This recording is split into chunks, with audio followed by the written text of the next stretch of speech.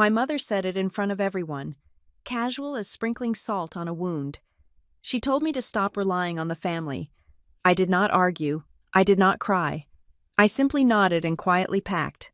The problem is that they think I am the leech, but I am the one holding the keys to the empire they live off of. They are about to burn the only bridge that leads them to safety. My name is Elena Walsh. I am 34 years old, and in my professional life, I am a senior risk analyst for Arcstone Risk Solutions in Madison, Wisconsin. My job is entirely predominantly based on calculation. I assess exposure.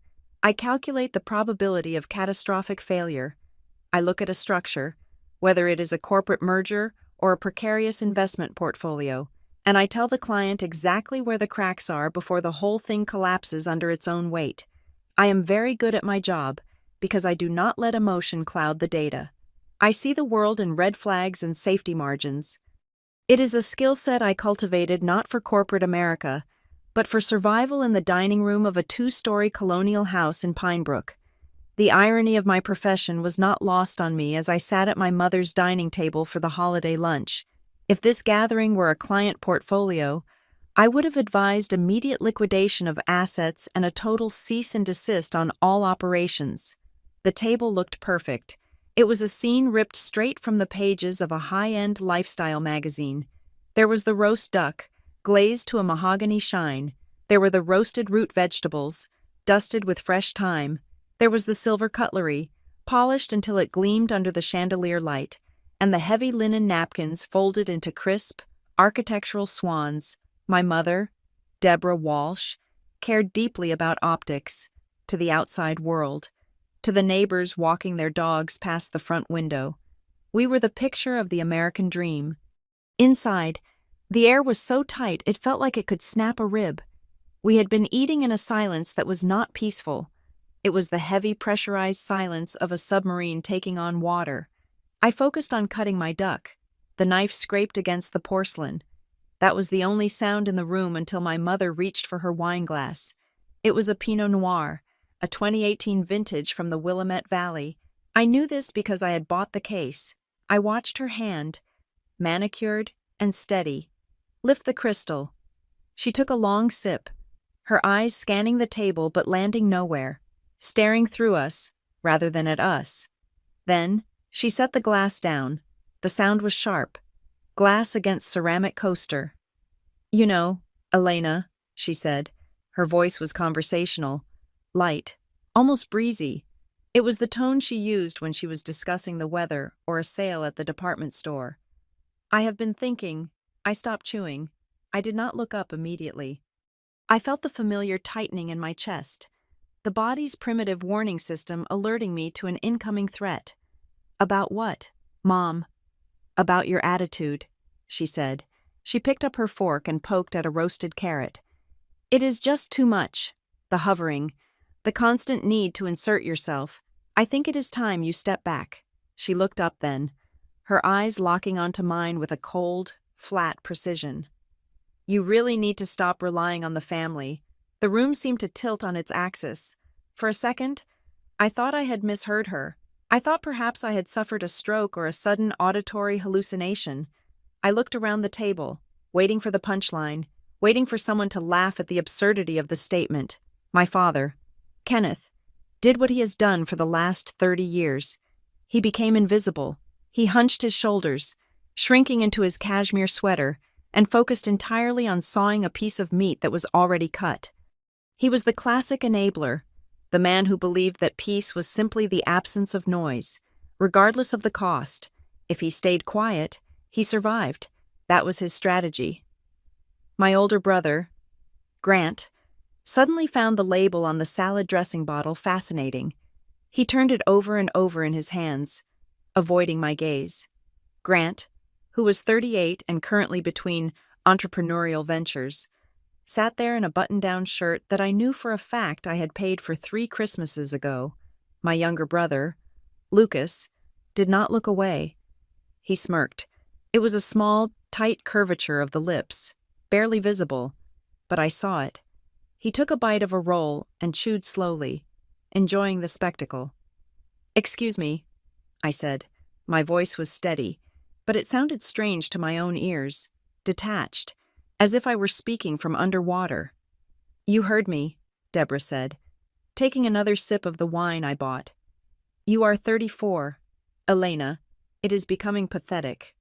You are always here, always trying to be involved, always looking for validation. You need to cut the cord. Stop relying on us for your emotional stability. Stop relying on the family to fill whatever void you have in that life of yours in Madison." I looked at the table. I looked at the roast duck, $80 from the organic butcher in town. My card. I looked at the wine, $240 for the case. My card. I looked at the new heating unit humming in the corner of the dining room, keeping this drafty old house at a comfortable 72 degrees while the Wisconsin winter raged outside. $1,200. Installation included. My check. I looked at the sweater my father was wearing, the watch on Grant's wrist, the phone sitting next to Lucas's plate. I looked at the roof over our heads, a roof that had needed $15,000 in repairs last spring after a storm tore through the county. I remembered the panic in my mother's voice then. I remembered the way she had wept on the phone, terrified of the leaks, terrified of the mold. I remembered transferring the money from my savings account within the hour, categorizing it in my mind as necessary maintenance. "Stop relying on the family," I repeated. The words tasted like ash. "See?" Deborah sighed, looking at Grant. "This is exactly what I mean. Look at her face, so sensitive, always the victim." "I am not playing the victim," I said, and now the calm was beginning to fracture, replaced by a cold, hard incredulity. "I am trying to understand the logic. Mom, you are telling me to stop relying on you, on this family." "Yes," she said definitively. "It is unhealthy." "Is it?" I asked. I put my knife and fork down. They made a clatter that caused my father to flinch. Because from where I am sitting, the reliance seems to flow in the opposite direction. "Who paid for this meal? Mom. Who paid for the heat that is keeping you warm right now? Who paid for the property tax bill last month when you said Dad's pension check was short?" The atmosphere at the table shifted instantly. It went from tense to hostile. I had broken the cardinal rule of the Walsh household. I had mentioned the money. Deborah's face hardened. The mask of the concerned mother vanished, replaced by the sneer of a woman who felt her authority being challenged. "Oh, here we go," she said, rolling her eyes. "I knew you would do this. You always do this. You are so transactional. Elena, it is disgusting. Transactional." I felt a laugh bubbling up in my throat, hysterical and sharp. "I am stating facts. You are controlling," she snapped. "That is what you are. You think because you throw a little money around, you own us. You think buying a turkey gives you the right to dictate how this family functions. It is manipulative. You use money as a weapon because you do not know how to have a normal relationship." "I use money to keep the lights on," I said. "That is enough," Grant cut in. He finally looked up from the salad dressing bottle, his face flushed with righteous indignation. "Seriously, Elena, it is a holiday. Talking about money is incredibly tacky. Can't you just be a sister for once instead of an accountant?" "Tacky," I said, looking at him. "Grant, you asked me for rent money 3 weeks ago." "I was in a bind," Grant shouted, slamming his hand on the table. "And I told you I would pay you back, but you never let anyone forget it, do you? You hold it over our heads. That is why Mom is right. You use your little handouts to make yourself feel superior. It is narcissism, pure and simple." I turned to Lucas, my baby brother, 29 years old, the artist, the dreamer, the one whose student loans were currently on auto-pay from my checking account because he was finding himself and the interest rates were predatory. "And you?" I asked him. "Do you agree with this?" Lucas shrugged. He wiped his mouth with his napkin and tossed it onto his plate. "I mean, they have a point. Elle, you are kind of intense. If you are struggling so much that you have to count every penny you spend on a holiday lunch, maybe you should just say that, if you are broke, just tell us. Don't take it out on Mom." If I am broke, the audacity was breathtaking. It was a masterpiece of revisionist history constructed in real time. They had taken the reality that I was the financial bedrock upon which their comfortable lives rested and inverted it. In their narrative, I was the desperate one. I was the clinger. I was the one buying their affection because I had nothing else to offer, and they were the saints for tolerating my presence. I looked at my mother again. She was back to sipping her wine, looking vindicated by her son's support.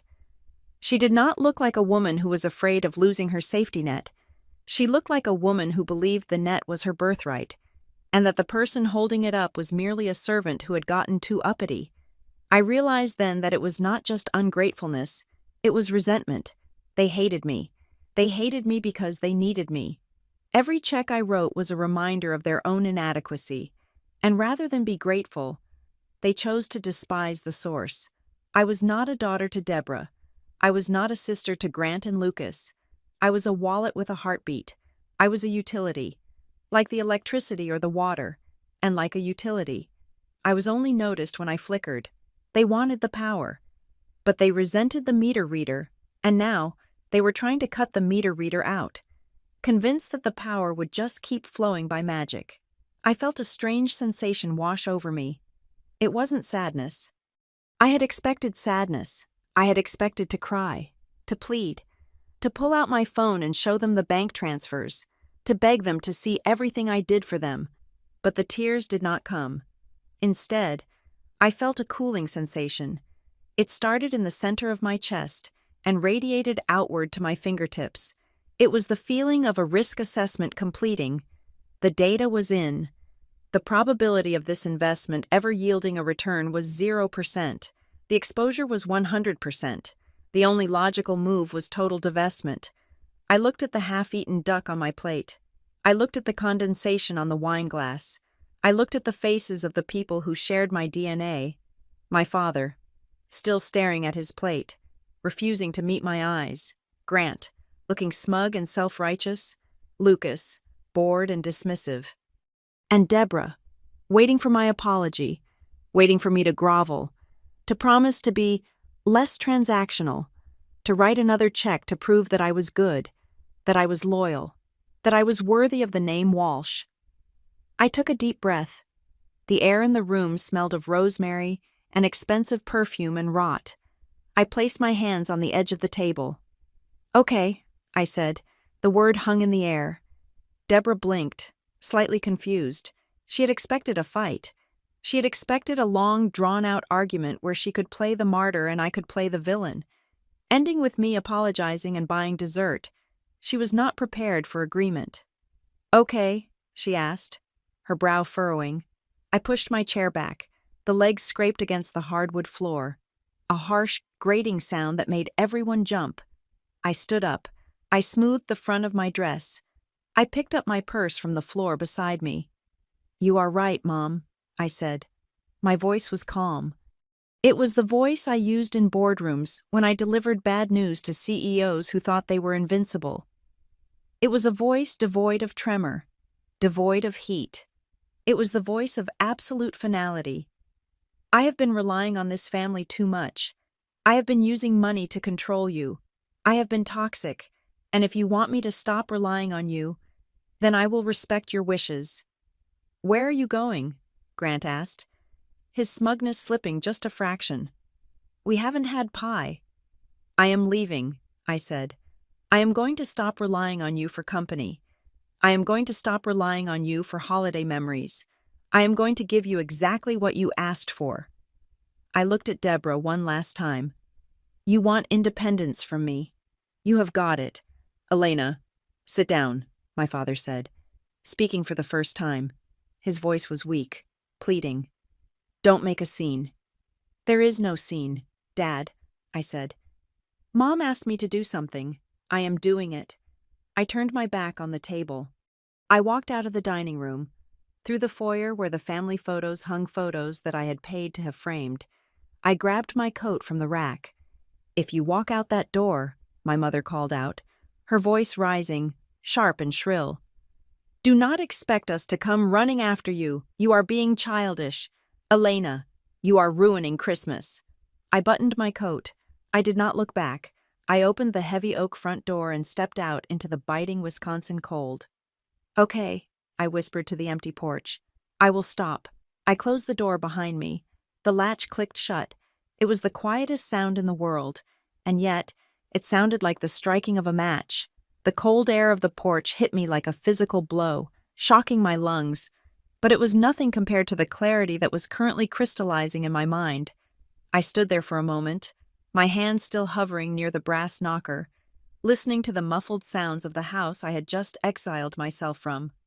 I could hear the scraping of chairs, the clinking of silverware resuming its rhythm. They were going back to their meal. The disruption was over. The problem me had removed itself, and now the Walsh family could return to its preferred state of delusional grandeur. As I walked down the salt-stained concrete of the driveway toward my sedan, the irony of the last 16 years washed over me. I left this house when I was 18 years old, with a scholarship to a state university and a grim determination to never ask Kenneth or Deborah Walsh for a single dime. I had seen how money worked in this house. I had seen how my mother used it as a leash, how my father used it as a shield. I wanted none of it. I worked double shifts at a campus coffee shop. I graded papers. I lived on ramen noodles and cheap adrenaline. I built a life on the premise that I would be the independent one, the one who stood on her own 2 feet. Somewhere along the line, the script had flipped without me noticing. I had become the foundation, and they had become the dependents. My mother, Deborah, had constructed what I often thought of as an emotional monarchy. It was a kingdom built on approval. If you pleased the queen, you were granted a temporary basking in her warmth. If you displeased her, you were cast into the Siberian winter of her silence. Growing up, I learned that affection was not a baseline, it was a currency, and the exchange rate was volatile. Grant was the crown prince. He was 4 years older than me, and in my mother's eyes, he could do no wrong. He was always the victim of circumstance, the brilliant entrepreneur who was just one lucky break away from greatness. But the breaks never came. The failures did. I remembered the phone call 3 years ago. It was a Tuesday night. Grant had started a boutique craft brewery that was going to revolutionize the local beer scene. The only thing it revolutionized was the speed at which capital could vanish. He had called me, his voice thick with panic, explaining that he had leveraged his credit cards to the limit and the suppliers were threatening to sue. "Mom can't know, Elena," he had begged. "It would kill her." It would not have killed her, but it would have shattered the illusion she had crafted around him. So, I stepped in. I wired $8,000 to a business account that no longer exists. I told myself I was saving my brother. In reality, I was paying a premium to keep my mother's fantasy intact. Grant never paid me back. He never even brought it up again. In his mind, the money was just a resource that had appeared because he deserved it. Then there was Lucas. If Grant was the prince, Lucas was the court jester who knew exactly how to manipulate the king and queen. He was the baby, the sensitive soul, the one who needed extra support, because the world was just too harsh for his artistic temperament. Lucas had mastered the art of weaponized incompetence. He knew that if he looked helpless enough, someone would pick up the slack. That someone was usually me. I unlocked my car door but didn't get in immediately. I looked back at the house. The living room window was glowing warm and yellow. I could picture them inside. I could picture the spreadsheet that existed on my encrypted laptop drive, the one file I never opened in front of anyone. I named the file Family Buffer, in the privacy of my own head. I called it the Peace Fund. It was a meticulous accounting of every dollar I had bled into that house to keep the walls from caving in. It was not just the big checks. It was the slow, steady drip of subsidies that they had come to view as natural rights. There was the property tax bill from 2 years ago. My father had forgotten to file the exemption paperwork, and the penalty was steep.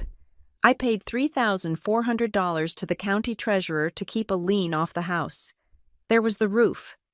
When the shingles started curling and the attic began to smell of mildew, my mother had simply sighed and said she supposed they would just have to put buckets out because fixed incomes do not stretch to slate repairs.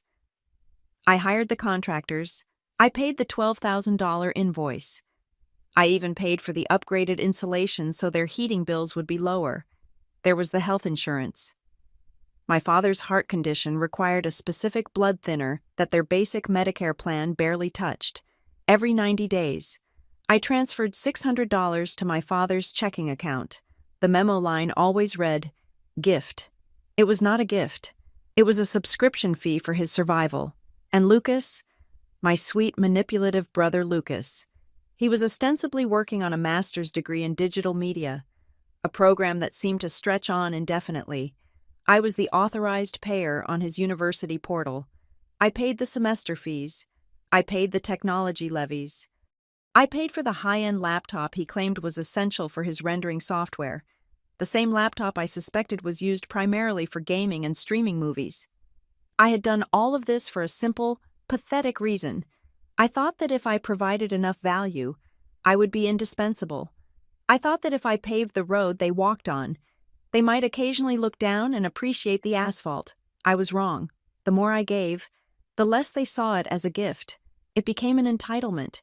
My generosity had metastasized into their expectation.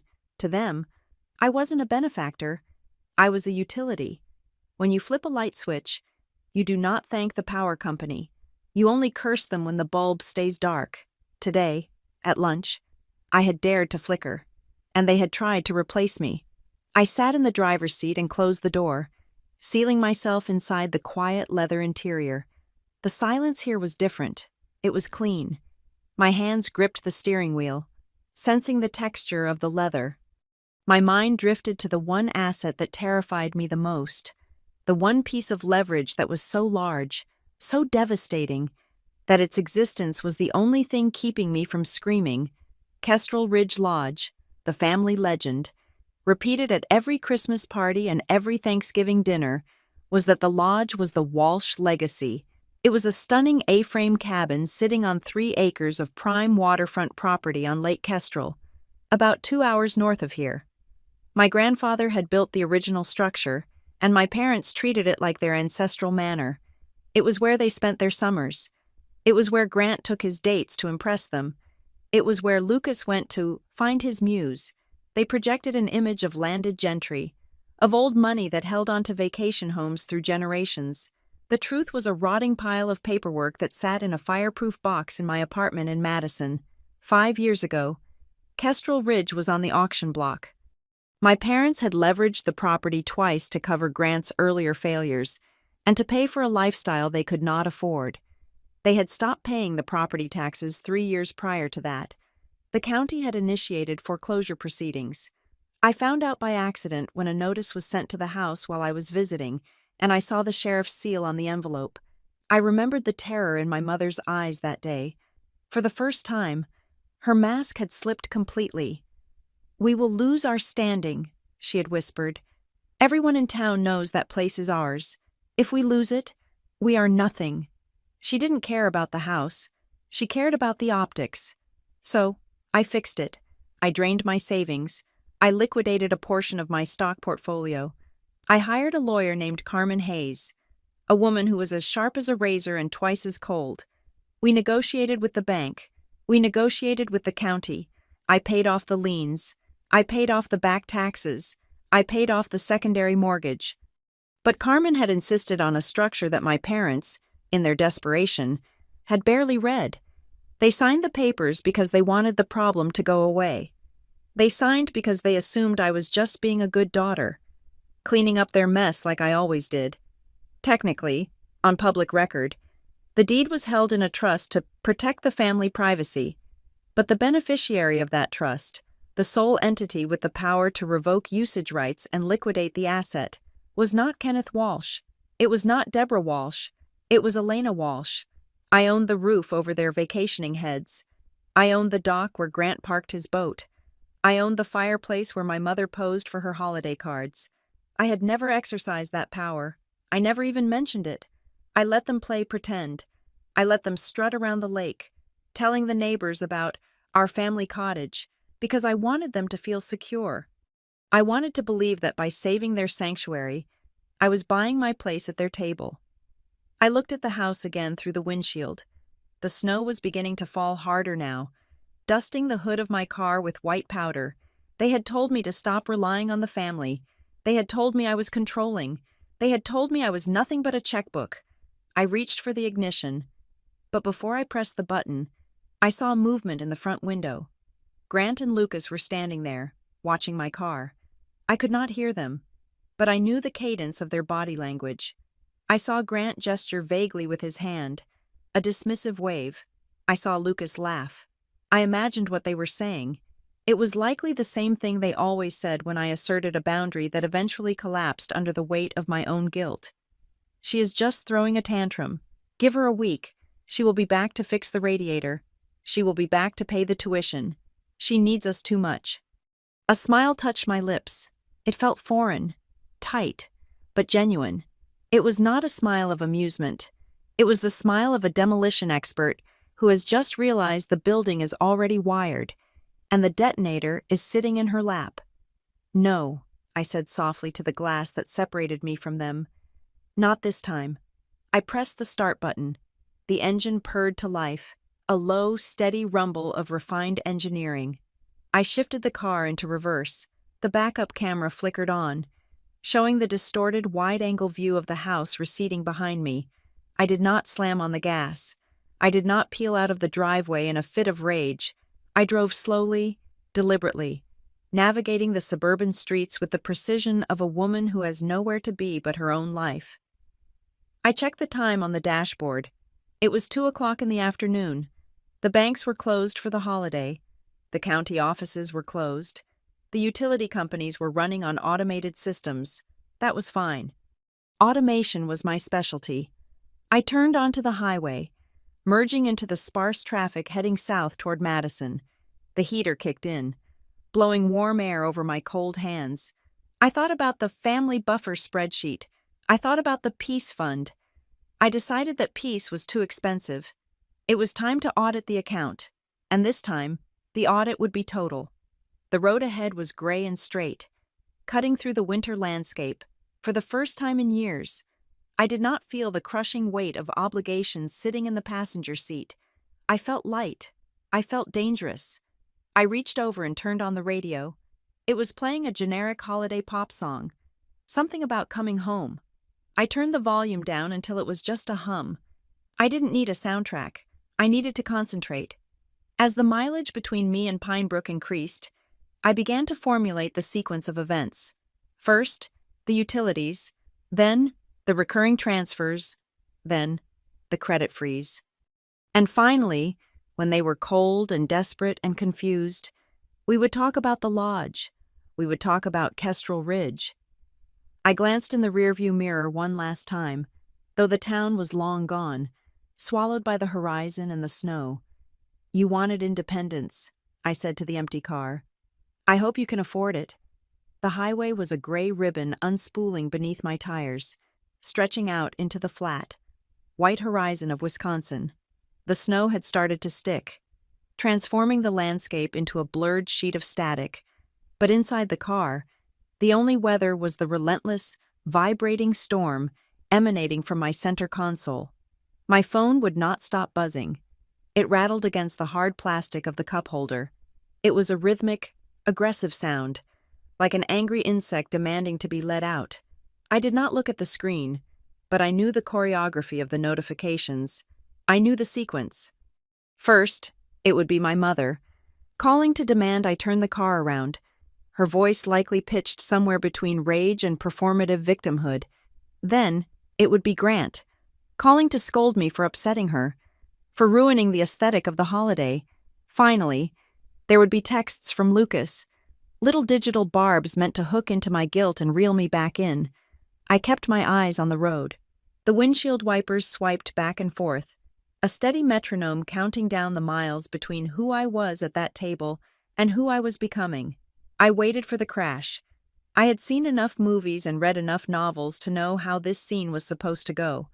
This was the part where the protagonist pulls over to the shoulder, grips the steering wheel until her knuckles turn white, and breaks down in ugly, heaving sobs. This was supposed to be the moment of devastation, the realization that I was truly alone in the world. I braced myself for the grief. I waited for the hot sting of tears to blur my vision, but the miles ticked by 10, 20, 30, and my eyes remained dry. There was no grief. There was no crushing sense of loss. Instead, there was a physical sensation of lightness so profound it almost made me dizzy. It felt as if I had been hiking up a mountain for 2 decades carrying a backpack filled with lead bricks, and someone had just reached over and cut the straps. I could breathe. My chest expanded fully, pressing against the seatbelt, filling with air that felt cleaner than anything I had inhaled in years. I glanced at the phone again as it lit up with a text message. The preview flashed on the lock screen. It was Lucas. "You are being dramatic. Mom is crying. Come back and fix this." "Fix this," I said aloud to the empty car. My voice was steady. That was it.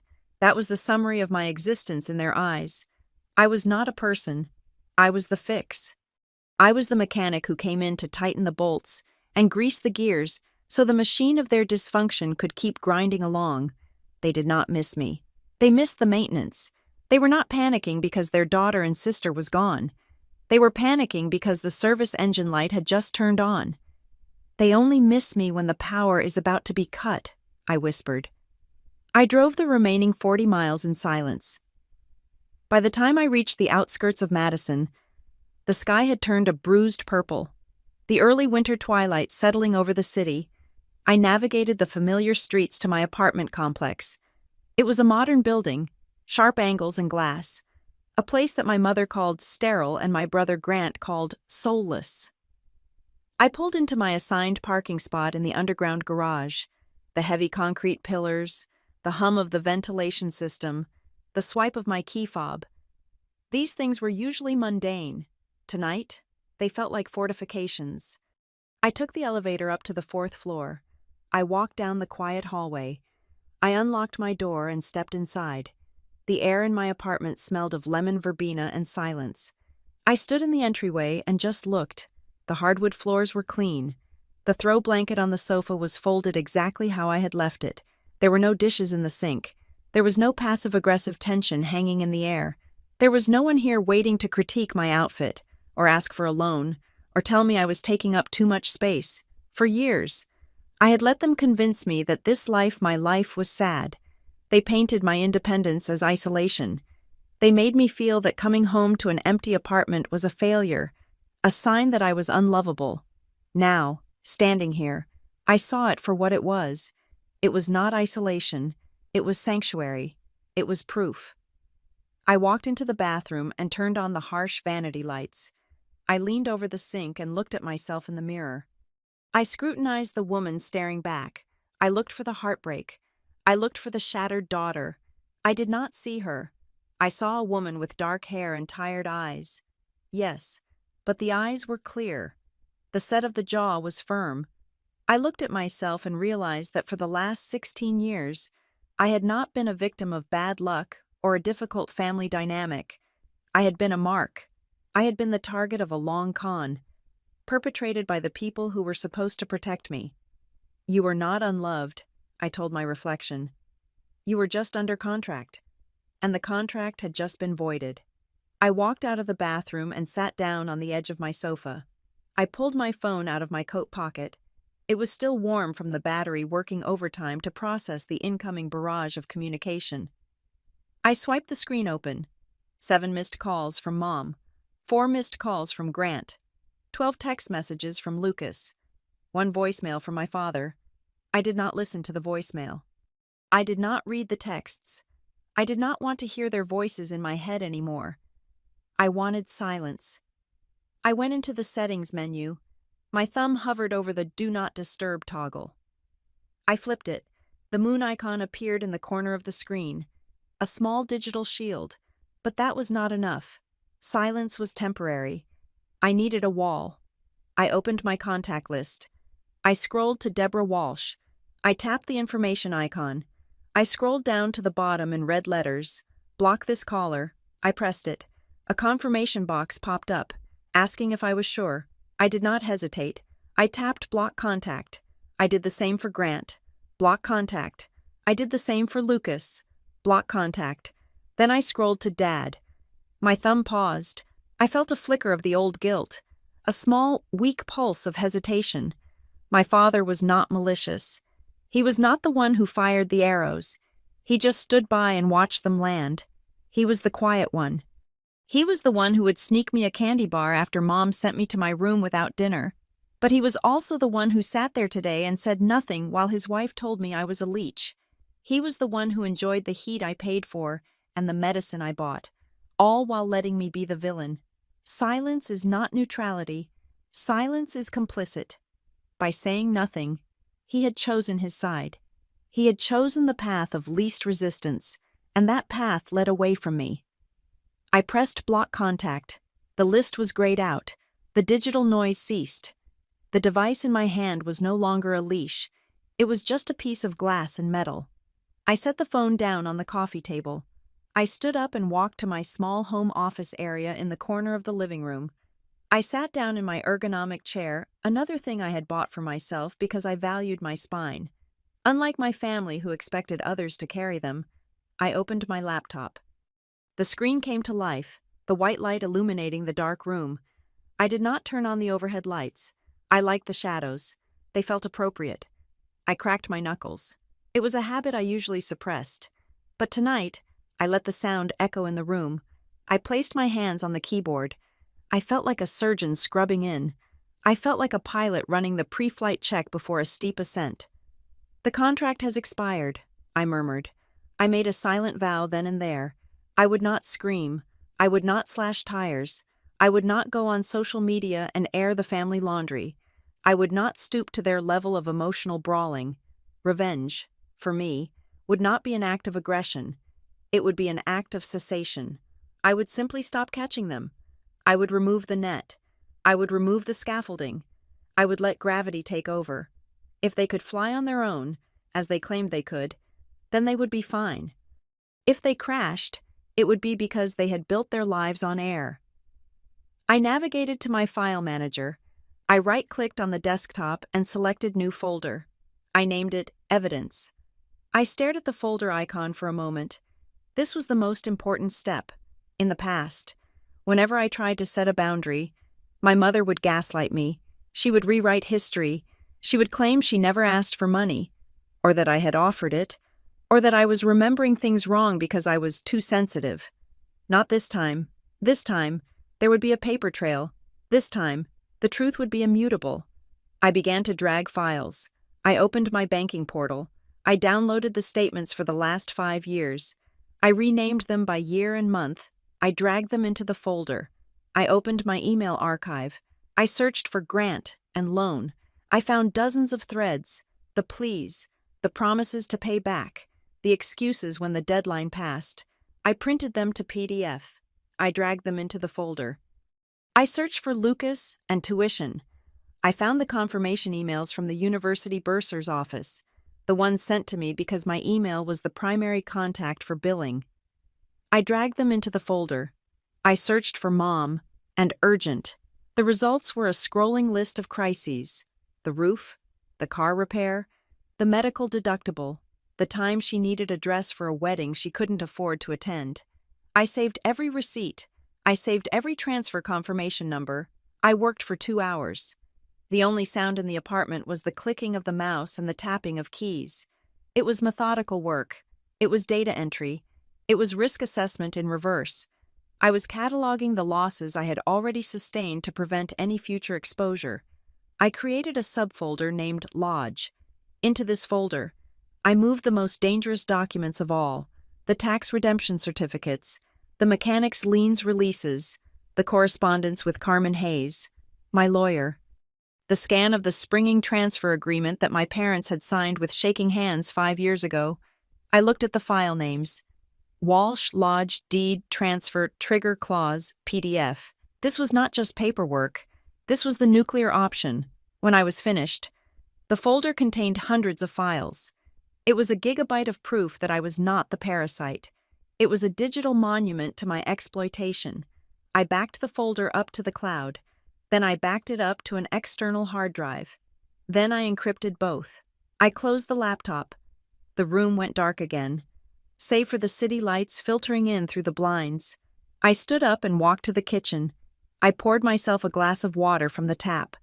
The water was cold. I drank it in one long swallow, feeling the chill run down my throat, cooling the fire that had been burning in my stomach since lunch. I wiped my mouth with the back of my hand. I felt strong.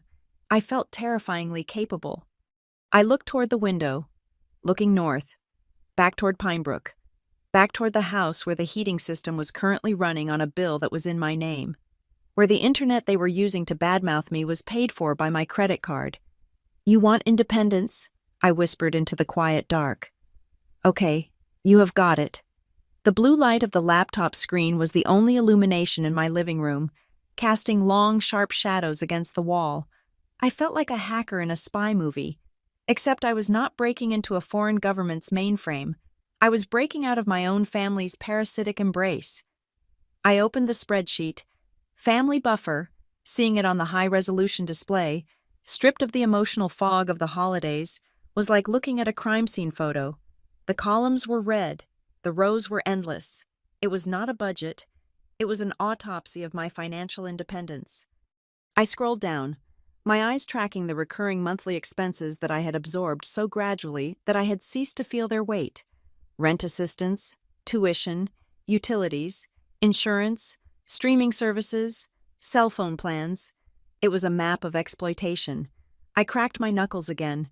I did not feel guilt. I felt the cold, hard precision of a surgeon picking up a scalpel. I was a senior risk analyst. My job was to identify liabilities and neutralize them. Tonight, the Walsh family was the liability. I started with the utilities. I navigated to the web portal for the power and gas company that serviced the Pinebrook area. My browser auto-filled the login credentials because, of course, I was the one who managed the account. I clicked on the Service Management tab. The screen showed the current usage. They had the heat cranked up to 74 degrees. I could see the spike on the daily graph. I was paying for them to walk around in t-shirts while it snowed outside. I did not select Disconnect Service. That would be petty, and it would give them ammunition to call the police or claim I was endangering my father's health. I chose a different option. Transfer of billing responsibility. The form was simple. It asked for the date the change should take effect. I typed in tomorrow's date. It asked for the contact information of the new responsible party. I typed in Kenneth Walsh. I typed in his email address. I typed in his cell phone number. I hesitated for a fraction of a second over the submit button. My father did not check his email often. He would likely miss the notification until the physical letter arrived, or until the first overdue notice showed up. That was a risk he was going to have to manage. Click, the screen refreshed. Request submitted. Confirmation email sent to Kenneth Walsh. Next, the water and sewer. Same process, same recipient, same date. Then, the telecommunications. I logged into the cable provider's website. This account was particularly offensive. It was the Platinum Tier package. It included every premium movie channel, the deluxe sports package for Grant, and the gigabit internet speed for Lucas's gaming. $340 a month. I clicked Change Plan. The website tried to fight me. It offered me discounts. It offered me a free month.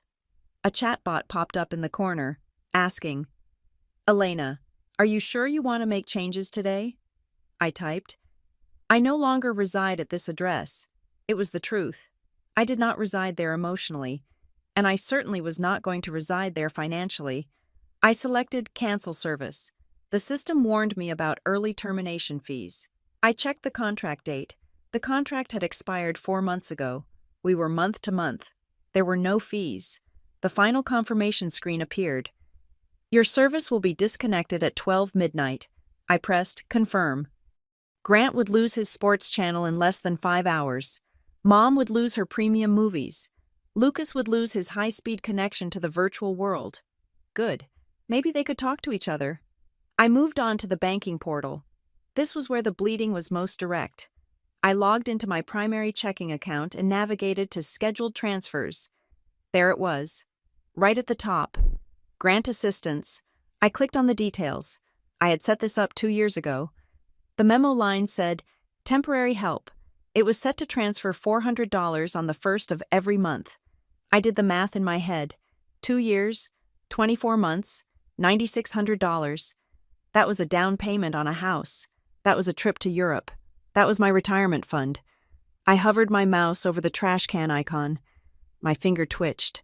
I could hear Grant's voice in my head, the way he would sound when he realized the money hadn't arrived. Elena, come on. I just need a little more time. The business is about to turn a corner. The business was a corpse. I was just paying for the funeral over and over again. I clicked the mouse.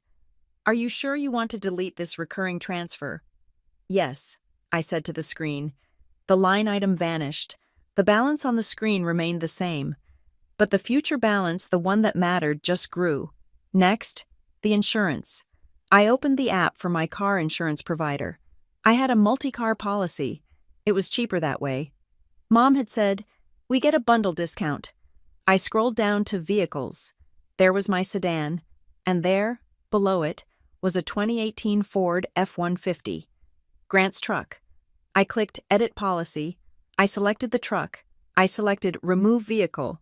The app calculated the difference. A number popped up in green text. New monthly premium, $112.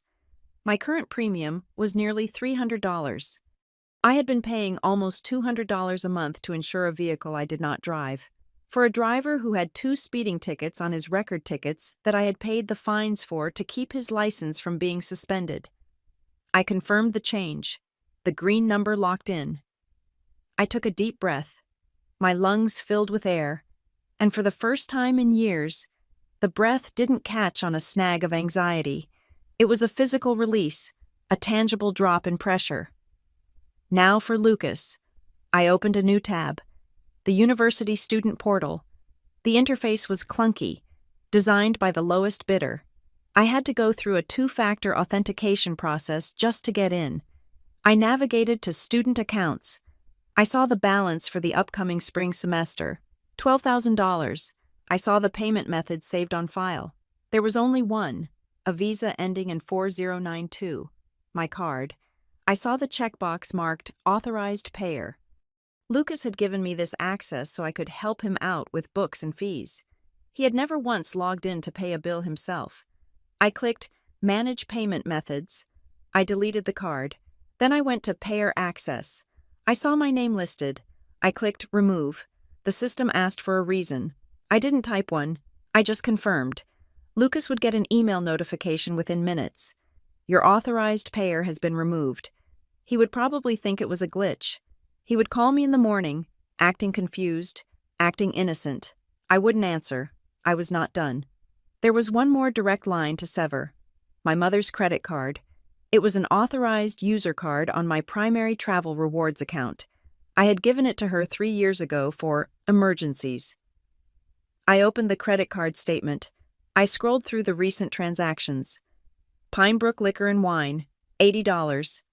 Home Goods, $140. Bella's Salon, $90. Emergencies. She was using my credit score to finance her lifestyle, and I was paying the bill every month to avoid the interest and the confrontation. I clicked Account Services. I clicked Manage Authorized Users. I selected Deborah Walsh. Remove User. The bank's warning was severe. The card will be deactivated immediately. Any recurring charges attached to this card will be declined. I thought about the embarrassment she would feel the next time she tried to whip that card out at the country club lunch. I thought about the declined message flashing on the terminal. It was cruel. I knew it was cruel. But it was also the only language she understood. She dealt in social currency and shame. I was simply adjusting the exchange rate. Click. User removed. I sat back in my chair. The heavy lifting was done. But as a risk analyst, I knew that when you corner a desperate animal, it bites. When you cut off a flow of resources, the dependent party will try to find a workaround. They knew my birthday. They knew my mother's maiden name. They knew the name of the street I grew up on. They had all the answers to the standard security questions. If Grant got desperate enough, would he try to open a line of credit in my name? If Mom panicked, would she try to call the bank and impersonate me? I could not take that chance. I opened 3 new tabs: Equifax, Experian, TransUnion. I went through the process for each one. I verified my identity. I answered the questions about my previous addresses and my car loan. Place a security freeze. I created a PIN for each bureau, a complex, random string of numbers that had no connection to my birthday or my anniversary or anything the Walsh family could guess. I wrote the PINs down on a piece of paper, not in a digital file. I folded the paper and put it in my physical safe under my desk. Freeze confirmed. My credit was now a fortress. No one could open a loan, a credit card, or a utility account in my name without that PIN. I had locked the gates. I looked at the clock. It was 1 a.m. I had been working for an hour. In 60 minutes, I had dismantled a financial structure that had taken a decade to build. I opened my email client. I composed a new message. To Elena Walsh. Subject protocol for contact. Elena, from this moment forward, you do not engage with them financially. You do not engage with them emotionally. If they contact you about money, the answer is no. If they contact you about the lodge, refer to the springing transfer clause. If they attempt to access your accounts, contact the fraud department immediately. Do not negotiate. Do not justify. Do not explain. Only communicate via legal counsel if assets are involved. I hit send. It was a contract with myself. I opened the calculator app. I began to punch in the numbers. The mortgage subsidy I was saving for Grant, the insurance, the phone plan, the cable, the utilities, the tuition payments, the credit card emergencies. I hit the equal sign. The number stared back at me in white text on a black background. $3,850. That was the monthly cost of being a Walsh. That was the tax I had been paying for the privilege of being treated like a servant. $46,000 a year. I stared at the number. My hands were shaking, not from fear, but from the sheer, overwhelming realization of what I had been doing to myself. I could have bought a house. I could have traveled the world. I could have started my own firm. Instead, I had bought them roast duck and premium cable. I closed the laptop. The blue light vanished, plunging the room into darkness. I did not feel greedy looking at that number. I did not feel like a miser. I felt like a hostage who had just cut the ropes. That is not savings, I whispered to the dark room. That is my life. I stood up and walked to the window. The snow was still falling, covering the city in a blanket of white. Somewhere in Pinebrook, a cable box was about to flicker and die. Somewhere in a server farm, a recurring transfer was being erased. I placed my hand against the cold glass. I was free, and tomorrow, they would find out just how expensive their independence really was. I woke up the next morning to a silence that felt expensive. My apartment was still, the air conditioner humming a low, steady note of climate-controlled stability. There was no chaos here. There was no one banging on the bathroom door, no one asking where the coffee filters were, no one sighing loudly in the kitchen to announce their martyrdom.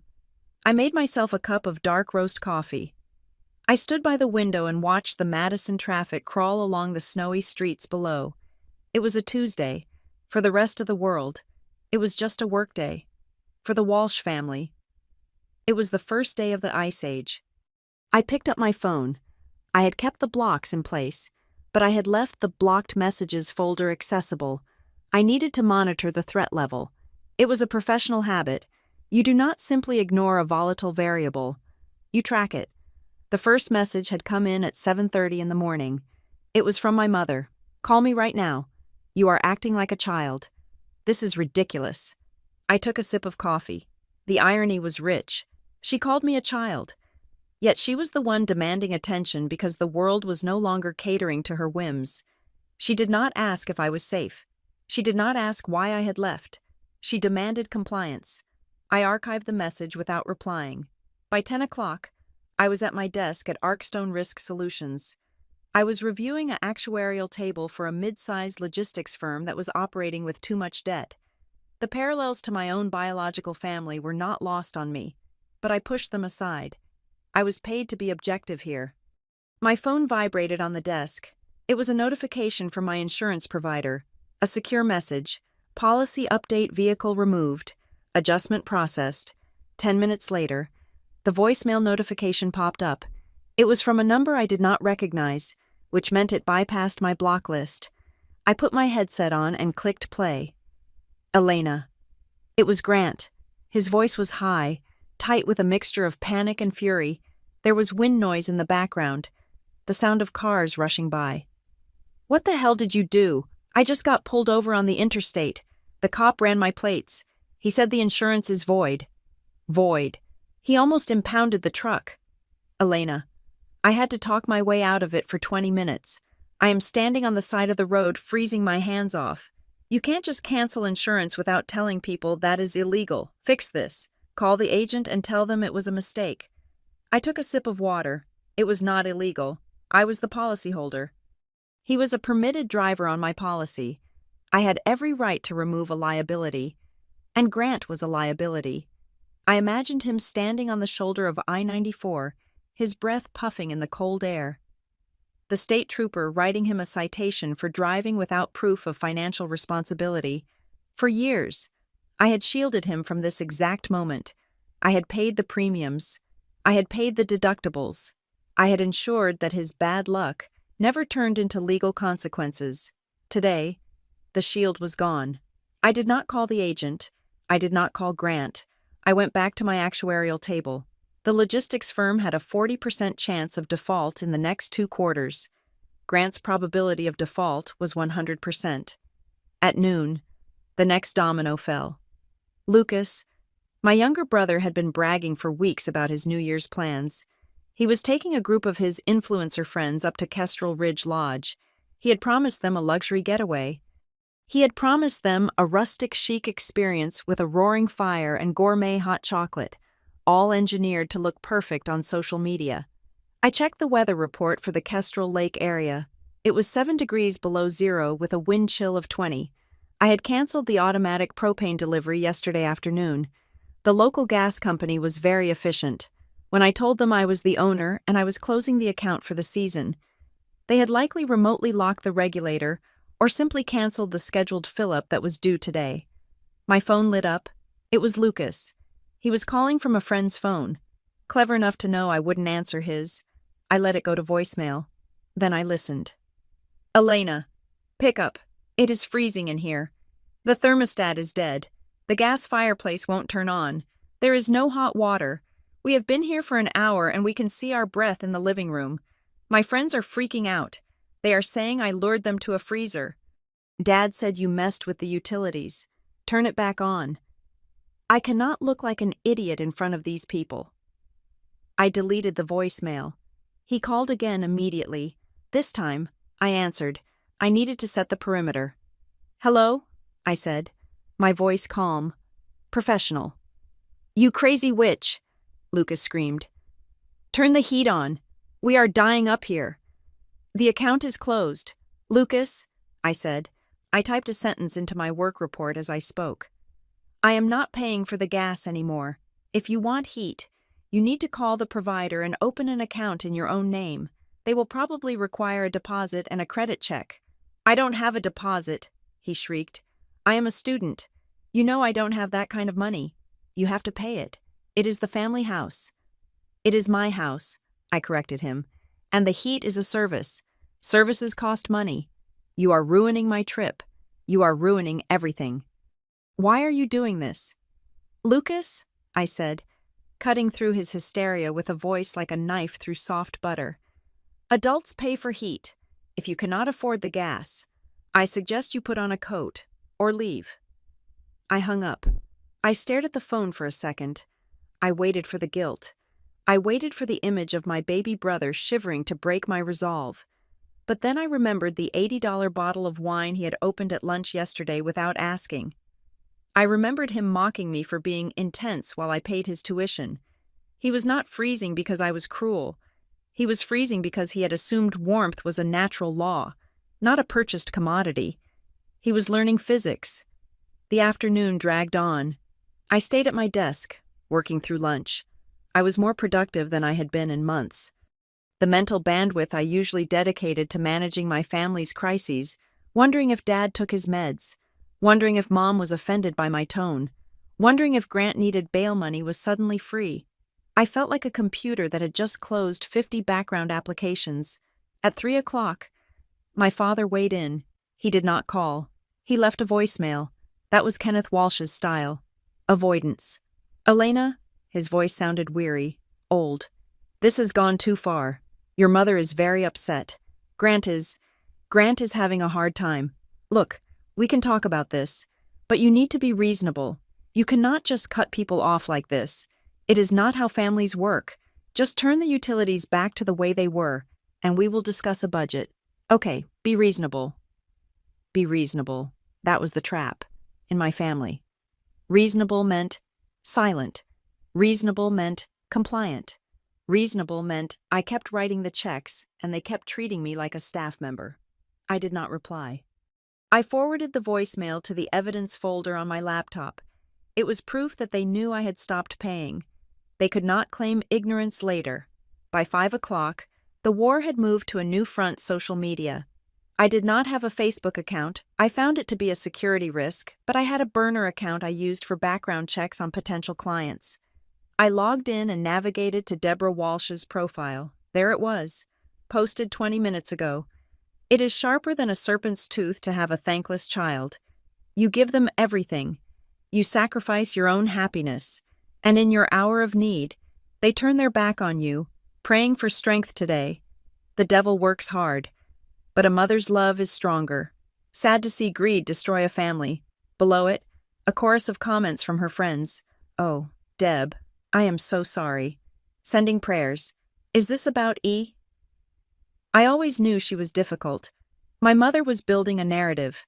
She was painting herself as the martyr and me as the villain. She was vague enough to avoid libel, but specific enough to garner sympathy. She wanted the town of Pinebrook to see me as a monster. I felt a cold flash of anger. But I tamped it down. This was bait. She wanted me to comment. She wanted me to fight her in the public square where she could weep and play the victim. I closed the tab. I would not fight her with comments. I would fight her with reality. I left the office at 6. I drove to the gym. I ran 5 miles on the treadmill. I bought a salad for dinner. I went home to my clean, quiet, paid-for apartment. I was sitting on my couch, reading a book. When the climax of the day occurred, it was 8:30 in the evening. My phone buzzed with an alert from my bank app. Transaction declined Visa, ending in 4092. Merchant Pinebrook Market. Amount $214.60.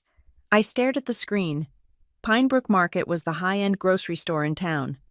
It was the place where you went to be seen. Not just to buy food. My mother went there almost every day. I could picture the scene perfectly. She would be at the checkout counter.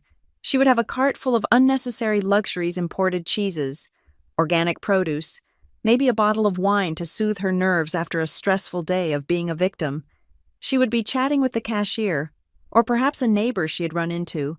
She would have reached into her purse and pulled out the platinum card, the card that had my name on it in small print, but which she carried like a scepter. She would have swiped it, or inserted the chip, and the machine would have beeped, a harsh, flat, rejecting sound, declined. She would have smiled nervously. Oh, that is strange. Try it again. The cashier would have tried it again. Declined. Maybe the chip is dirty, my mother would say, her voice rising slightly, a flush creeping up her neck. It says, not authorized, Mrs. Walsh, the cashier would say. People in line behind her would start to shift. The neighbor she was talking to would be watching, eyes wide with faux concern that was actually delicious gossip fodder. My mother would have to use her own debit card, the one attached to the joint account with my father. The account that I knew was perilously low because I was no longer topping it up. She would have to put things back, the imported cheese, the wine. She would have to do the walk of shame, putting items aside until the total came down to what she could actually afford. The humiliation would be absolute. For a woman like Deborah Walsh, this was worse than freezing. This was a public death. 2 minutes later, my phone exploded. It wasn't a text. It wasn't a call. It was a security alert from my email provider. Security alert. Suspicious sign-in attempt. Location Pinebrook, Wisconsin. Device unknown, iPhone. Status blocked. They were trying to log in. They were trying to get into my email. Why to find the utility passwords? To access the bank portal, to undo what I had done. My mother had likely stormed home, humiliated and enraged, and ordered Grant or Lucas to fix it. They were trying the shortcut. They thought they could just guess my password, probably trying my birth date or the name of a childhood pet, and take back control. They were trying to hack me. This was no longer a family squabble. This was unauthorized access. This was a cybercrime. I did not feel fear. I felt a cold, grim satisfaction. I opened the evidence folder on my laptop. I took a screenshot of the declined transaction notification. I took a screenshot of the failed login attempt with the IP address and location clearly visible. I saved them both. I sat back in the dark. I could feel their desperation radiating from 50 miles away. They were flailing. They were hitting walls they didn't know existed. They were realizing that the world was hard and sharp when you didn't have a buffer wrapped around you. My mother thought shaming me on Facebook would work. My father thought asking me to be reasonable would work. Lucas thought screaming would work. They did not understand that I had changed the operating system. I took a sip of water. I was not going to call them. I was not going to help them. I was going to wait, because now they were desperate, and desperate people make mistakes. They would do something rash. They would escalate. They would try to force the door open, not realizing that I was standing on the other side, holding the deed to the entire building. "Try again," I whispered to the glowing screen of my phone.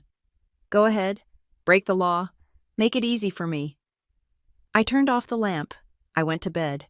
I slept the deep, dreamless sleep of a woman who has finally balanced the books. The morning sun was too bright against the snow, creating a blinding white glare that felt clinical, exposing every crack in the world. I sat in my home office, the shades drawn halfway down, staring at a phone number I had not dialed in 5 years. Carmen Hayes. In the world of corporate litigation and high-stakes estate planning, Carmen was not just a lawyer, she was a ballistics expert in a tailored suit. We had met when I was 29, during the darkest financial period of the Walsh family history, a period my parents had successfully scrubbed from their public narrative. I pressed the call button. It rang twice. "Elena Walsh," Carmen's voice came through the speakerphone, crisp and devoid of surprise. "I was wondering when you would call. I saw the credit inquiries on the monitoring service we set up. You locked down your personal files." "I did," I said, leaning back in my chair. "I locked everything down. Carmen, the utilities, the tuition, the insurance. It is all gone." "Good," Carmen said. I could hear the scratch of a fountain pen on paper. "And the reaction, hostile," I replied. "Attempted unauthorized access to my email, harassment via third parties, public defamation on social media." "Predictable," she murmured. "Desperation makes people sloppy, but you did not call me to tell me your mother is posting vague threats on Facebook. You called me about the asset." "The lodge," I said. "The Kestrel Ridge Lodge," Carmen corrected, her tone shifting into legal precision. "Let's review the file. Shall we?" I closed my eyes and let the memory of 5 years ago wash over me. It was not a warm memory. It was the memory of a rescue mission. My parents had ignored the property tax notices for 3 consecutive years. They had ignored the letters from the bank regarding the secondary mortgage they had taken out to fund Grant's failed tech startup. The county had scheduled the sheriff's sale. The auction was days away. My mother had been hysterical, weeping on the floor of the living room, terrified not of losing the house, but of the neighbors finding out she had lost it. I had stepped in. I had the liquidity. I had the savings. I was ready to write a check for $85,000 to clear the debt and stabilize the structure. But Carmen had stopped me. I remembered sitting in her glass-walled conference room, my pen hovering over the checkbook. Carmen had placed her hand over mine. "Elena," she had said, looking at me with eyes that had seen too many family businesses destroyed by sentimentality, "you are not a charity. If you pay this, you are purchasing equity, and given your family's history, we are not going to trust a handshake deal. We are going to build a trapdoor. Do you have the document handy? Carmen asked now, pulling me back to the present. I have the digital copy in front of me, I said. I opened the file in the evidence folder. Walsh Lodge Deed Transfer Trigger Clause PDF. Refresh my memory on the specific language we used for the springing executory interest, Carmen said. Though I knew she remembered every word, she was testing me. She wanted to make sure I understood the weapon I was holding. The deed is currently held in a blind trust, I recited, reading the text that my parents had signed without reading, too relieved that the money was flowing to pay attention to the fine print. Kenneth and Deborah Walsh retain a life estate, granting them usage rights and the appearance of ownership. Subject to, Carmen prompted, subject to the condition of access and non-hostility. I continued, if the tenants, meaning my parents, take any action to legally or physically bar the guarantor, meaning me, from the premises, or if they attempt to assert exclusive legal ownership in a court of law or public record, the life estate terminates immediately. The deed springs from the trust and records fully in the name of the guarantor. Exactly, Carmen said, her voice dropping an octave. It was my masterpiece. We knew they would eventually turn on you. We knew that once the financial bleeding stopped, their ego would take over. We built a clause that says they can play house as long as they play nice. The moment they try to kick you out of the house you paid for, they evict themselves. I looked at the clause. It was a paragraph of dense legalese, but translated into plain English, it was a guillotine. They have not done it yet, I said. They are angry, but they have not made a formal move against my access to the lodge. Lucas was screaming about the heat being off, but that is a utility dispute, not an ownership dispute. Give them time, Carmen said. You cut off the money. You cut off the prestige. Your mother is currently experiencing a narcissist's collapse. She needs to regain control. She cannot control your bank account anymore. She cannot control your career. What is the one thing she values more than money? Status, I said. The image of the legacy. And the lodge is the physical embodiment of that legacy, Carmen said. She will try to weaponize it. She will think that because her name is on the mailbox, she owns the land. She will try to ban you. She will try to file a restraining order or a trespass notice to hurt you, to show you that you are an outsider. And when she does, when she files a single piece of paper claiming you have no right to be there, Carmen said, she triggers the transfer. It is automatic. We take that filing. We attach it to the pre-signed affidavit we have in the vault, and we walk it down to the county recorder. By the time she gets home, the locks belong to you. I felt a shiver run down my spine. It was not fear. It was the thrill of the hunt. I want to be ready, I said. I do not want to scramble when this happens. I have the package prepared, Carmen said. But you need to bolster the consideration argument. If they fight this in court, they will claim you coerced them. We need to prove that you have held up your end of the bargain for the last 5 years. We need to show that you have acted as the owner in everything but name. I have the receipts, I said. I need more than receipts. Elena, I need a narrative. I want you to print every bank statement from the last 60 months. Highlight every line item related to the lodge, the taxes, the insurance, the roof repair, the dock maintenance, the landscaping fees. I want a binder 3 inches thick that proves you are the only reason that building is not a pile of termite-infested wood. I will have it on your desk by tomorrow morning, I promised. Good. And Elena? Yes. Do not warn them, Carmen said sharply.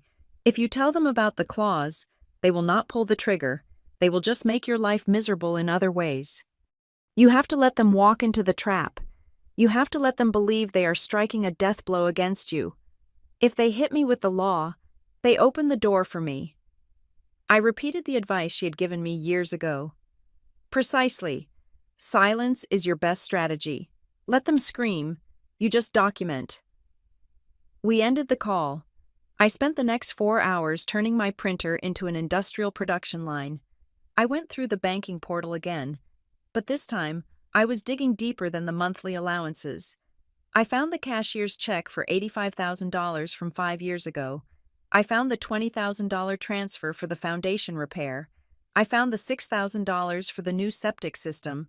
I printed them all. I bought a heavy-duty binder from the supply closet. I punched holes in the pages. The stack of paper was dense, heavy, smelling of warm toner. I created tabs, capital improvements, tax redemption, maintenance, insurance. It was not just a financial record, it was a moral argument.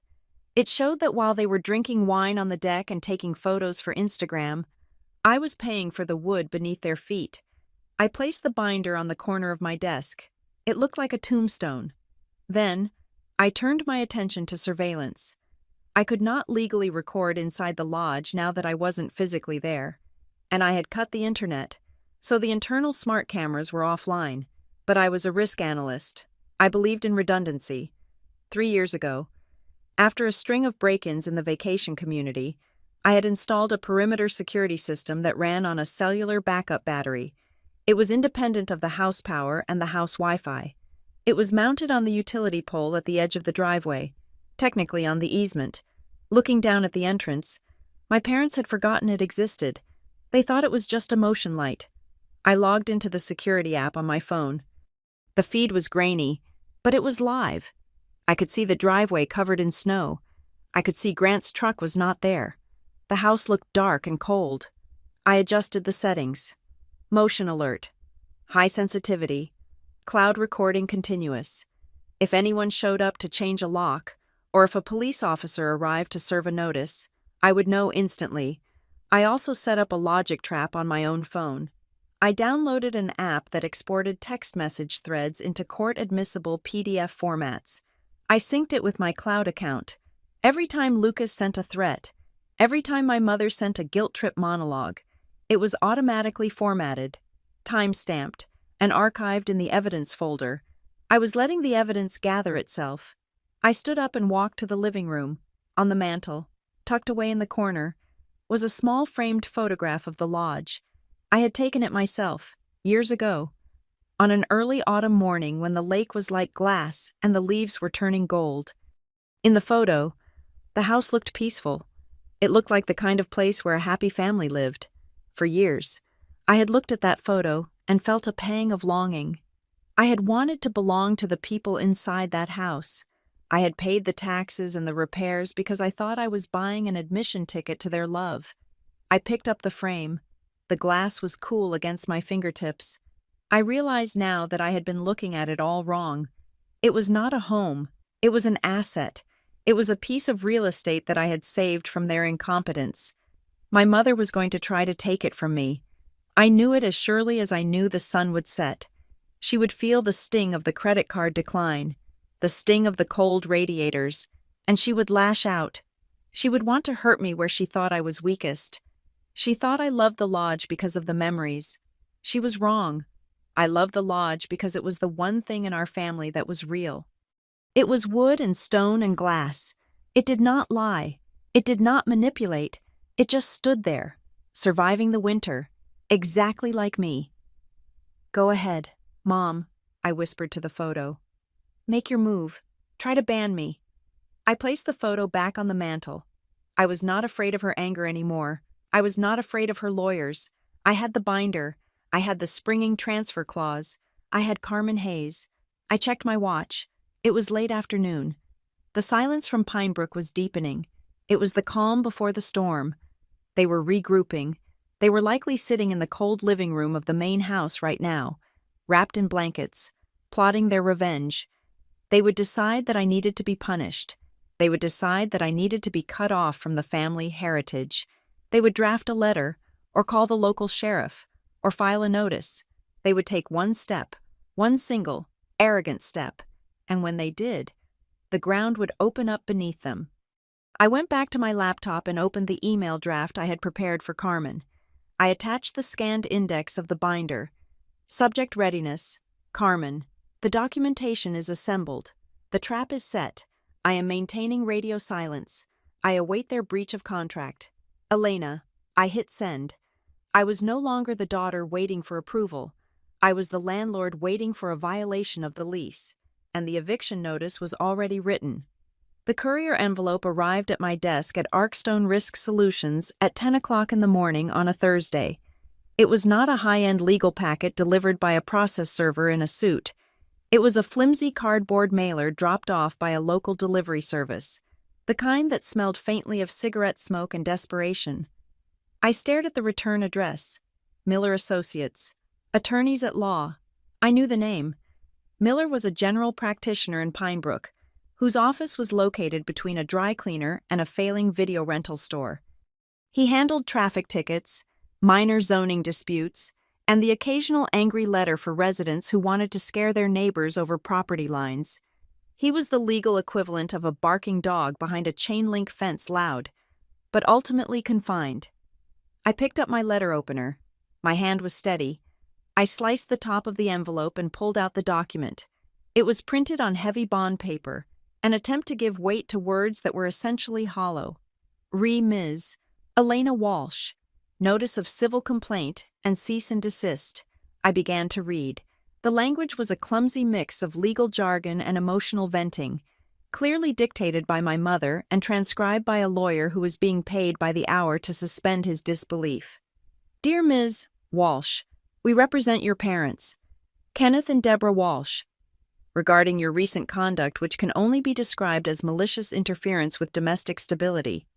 Over the past 72 hours, you have engaged in a systematic campaign of utility sabotage, resulting in significant distress and potential health risks to my clients. Furthermore, your abrupt withdrawal of financial support, which had been established through years of precedent as a verbal contract of care, constitutes a breach of familial trust and creates undue hardship. I almost laughed. Familial trust. In the Walsh Dictionary, trust was synonymous with a wire transfer.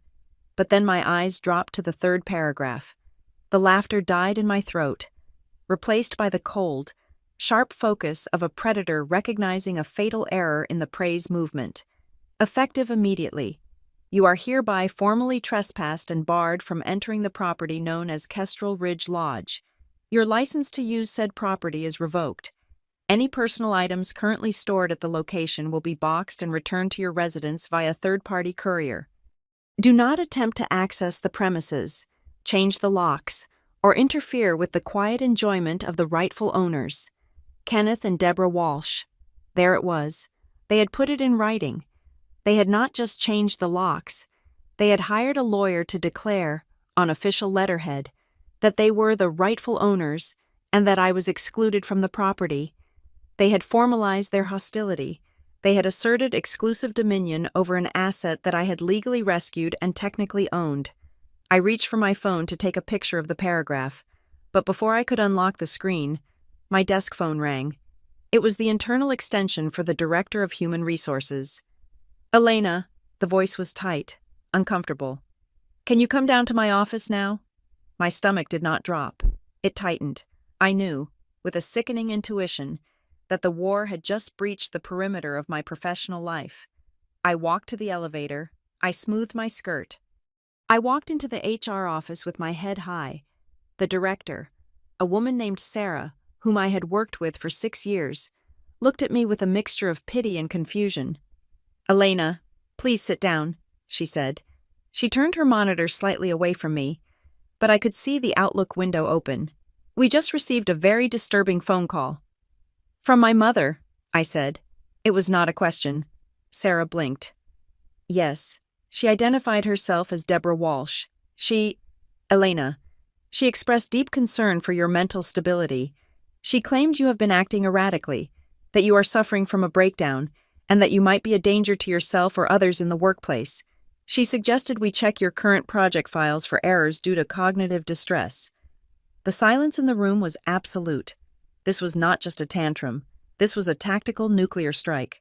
My mother knew that my career was my shield. She knew that my reputation as a risk analyst depended entirely on my stability, my logic, my reliability. By calling my employer and casting doubt on my sanity, she was trying to destroy the one thing I had built that she could not claim credit for. She was trying to get me fired so I would have to crawl back to her. I looked at Sarah. I did not get angry. I did not cry. I let the cold logic of my profession take over. Sarah, I said, my voice level and calm. I am currently in the middle of a financial separation from my family. I have ceased subsidizing their lifestyle, and this is their retaliation. It is a domestic dispute involving significant assets. I am not unstable. I am being extorted. I pulled out my cell phone. I opened the evidence folder. I scrolled to the screenshot of the text message Lucas had sent yesterday, the one where he threatened to make me pay. I scrolled to the log of the 47 missed calls. This is harassment, I said, sliding the phone across the desk. I apologize that it has spilled over into the office. I am handling it legally. Sarah looked at the phone. She scrolled for a moment. Her expression shifted from suspicion to horror. She saw the volume of the abuse. She saw the timestamp of the calls 2 a.m, 3 a.m. Okay, Sarah said, handing the phone back. Her voice was softer now. Okay, Elena, I have to log the call because it is policy, but I will mark it as a malicious external communication. We will block her number from the main switchboard. Thank you, I said. It won't happen again. I walked back to my desk. The air around me felt different. I was no longer just managing a risk. I was neutralizing a threat. I scanned the letter from Miller Associates. I attached the scan to an email. I attached the log of the HR incident. To Carmen Hayes, subject trigger event. Carmen. See attached. They have formally barred me from the lodge in writing. They have also attempted to sabotage my employment via a false report to HR. They have asserted exclusive ownership. They have initiated hostility. Execute. I hit send. The response came 3 minutes later. It was a text message. Got it. They just signed the deed over to you. Drafting the affidavit now. Do not engage. I sat back in my chair. I felt a strange vibration in my pocket. It was the security app. Motion detected Kestrel Ridge Lodge. Driveway camera. I opened the app. The video feed loaded, buffering for a second before snapping into clarity. A white van was pulling into the driveway of the lodge. It had Pinebrook Lock Key stenciled on the side. Behind it was Grant's truck. Grant hopped out of the driver's side. He was wearing a heavy parka. Lucas got out of the passenger side, holding his phone up, filming. They were changing the locks. They were so confident. They thought the letter from Miller was a magic spell that made the house theirs. They thought that by physically changing the keys, they were sealing my defeat. I watched Grant gesture to the locksmith. I watched him point at the front door. I could see his breath puffing in the cold air. He looked like a lord surveying his manor. I did not get in my car. I did not drive 2 hours north to scream at them on the lawn. That is what the old Elena would have done. The old Elena would have begged them to stop. The new Elena picked up her office phone and dialed a 10-digit number. It was the non-emergency line for the county sheriff's department in the district where the lodge was located. Sheriff's Department. Dispatch. Hello? I said. I am the owner of the property at 42 Lakeview Drive. I am viewing my security feed remotely. There are individuals on my property attempting to modify the security hardware without my consent. I do not require an immediate response as there is no violence, but I would like to file a report for the record regarding unauthorized alteration of the premises. Name of the individuals, the dispatcher asked. Grant Walsh and Lucas Walsh, I said, and a contractor from Pinebrook Lock and Key. Are they family, ma'am? They are estranged relatives, I said. They do not have a lease. They do not have keys. They are attempting to force entry. We can send a deputy by to check it out. That won't be necessary right now, I said. I did not want the police to stop them. I wanted them to succeed. I wanted the bill from the locksmith to be in Grant's name. I wanted the footage of them breaking into my house to be perfectly preserved. Just log the incident, please. I will be handling the eviction civilly. Understood. Incident number is 4922. I hung up. I watched on the screen as the locksmith drilled out the core of the smart lock I had paid $400 for. I watched Grant hand the man a credit card, probably the only one he had that wasn't maxed out yet. I watched them high-five each other as the door swung open.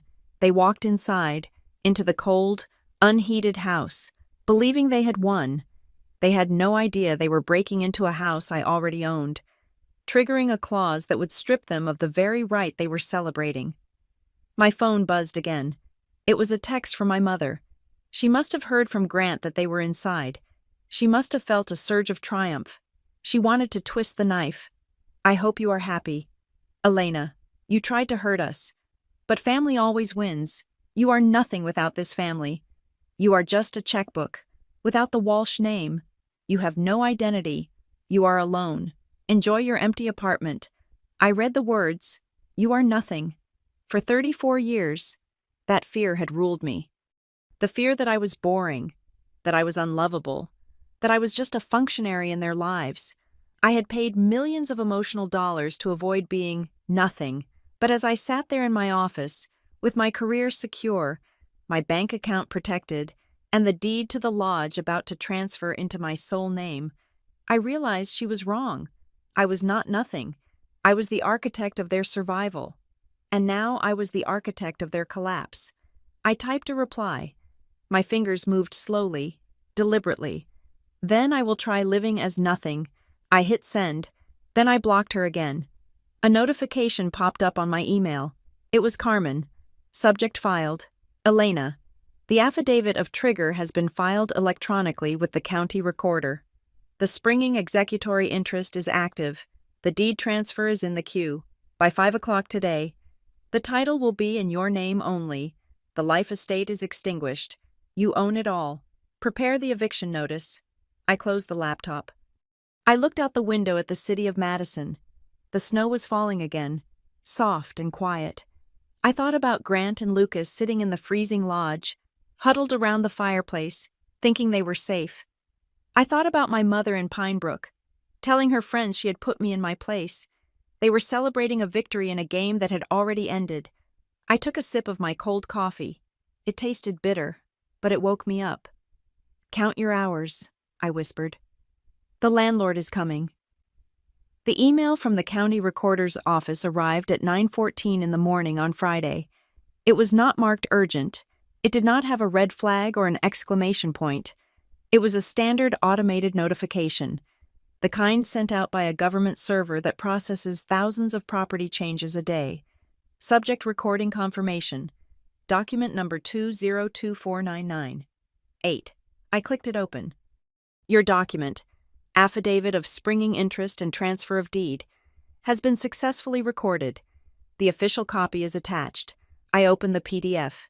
It was 3 pages long. The first page was a scan of the original deed structure we had created 5 years ago. The second page was the affidavit Carmen had filed yesterday, attaching the threatening letter from Miller and Associates as Exhibit A. That letter, which my parents had paid a lawyer to write to intimidate me, was now the legal proof of their hostile action against the guarantor. By formally barring me from the property, they had violated the condition of access. I scrolled to the third page. Grantee Elena Walsh, status fee, simple absolute, life estate terminated. There were no other names. Kenneth Walsh was gone. Deborah Walsh was gone. The trust was dissolved. In the eyes of the state of Wisconsin, Kestrel Ridge Lodge belonged to me. Not me and my family, not me in the future, me, right now. I did not pop a bottle of champagne. I did not cheer. I picked up my office phone and dialed a number I had researched the night before. It was a commercial security firm based in the next county over, 40 miles from Pine Brook. I did not want to use a local locksmith who might know my father or have gone to high school with Grant. I wanted strangers. I wanted professionals who saw only a work order, not a family drama. Apex Security Solutions, a man answered. This is Elena Walsh, I said. I am the owner of a property at 42 Lakeview Drive. I need a full rekey and smart lock installation. Today, immediate dispatch. We have a technician available at 1 o'clock, the dispatcher said. But that is an emergency rate.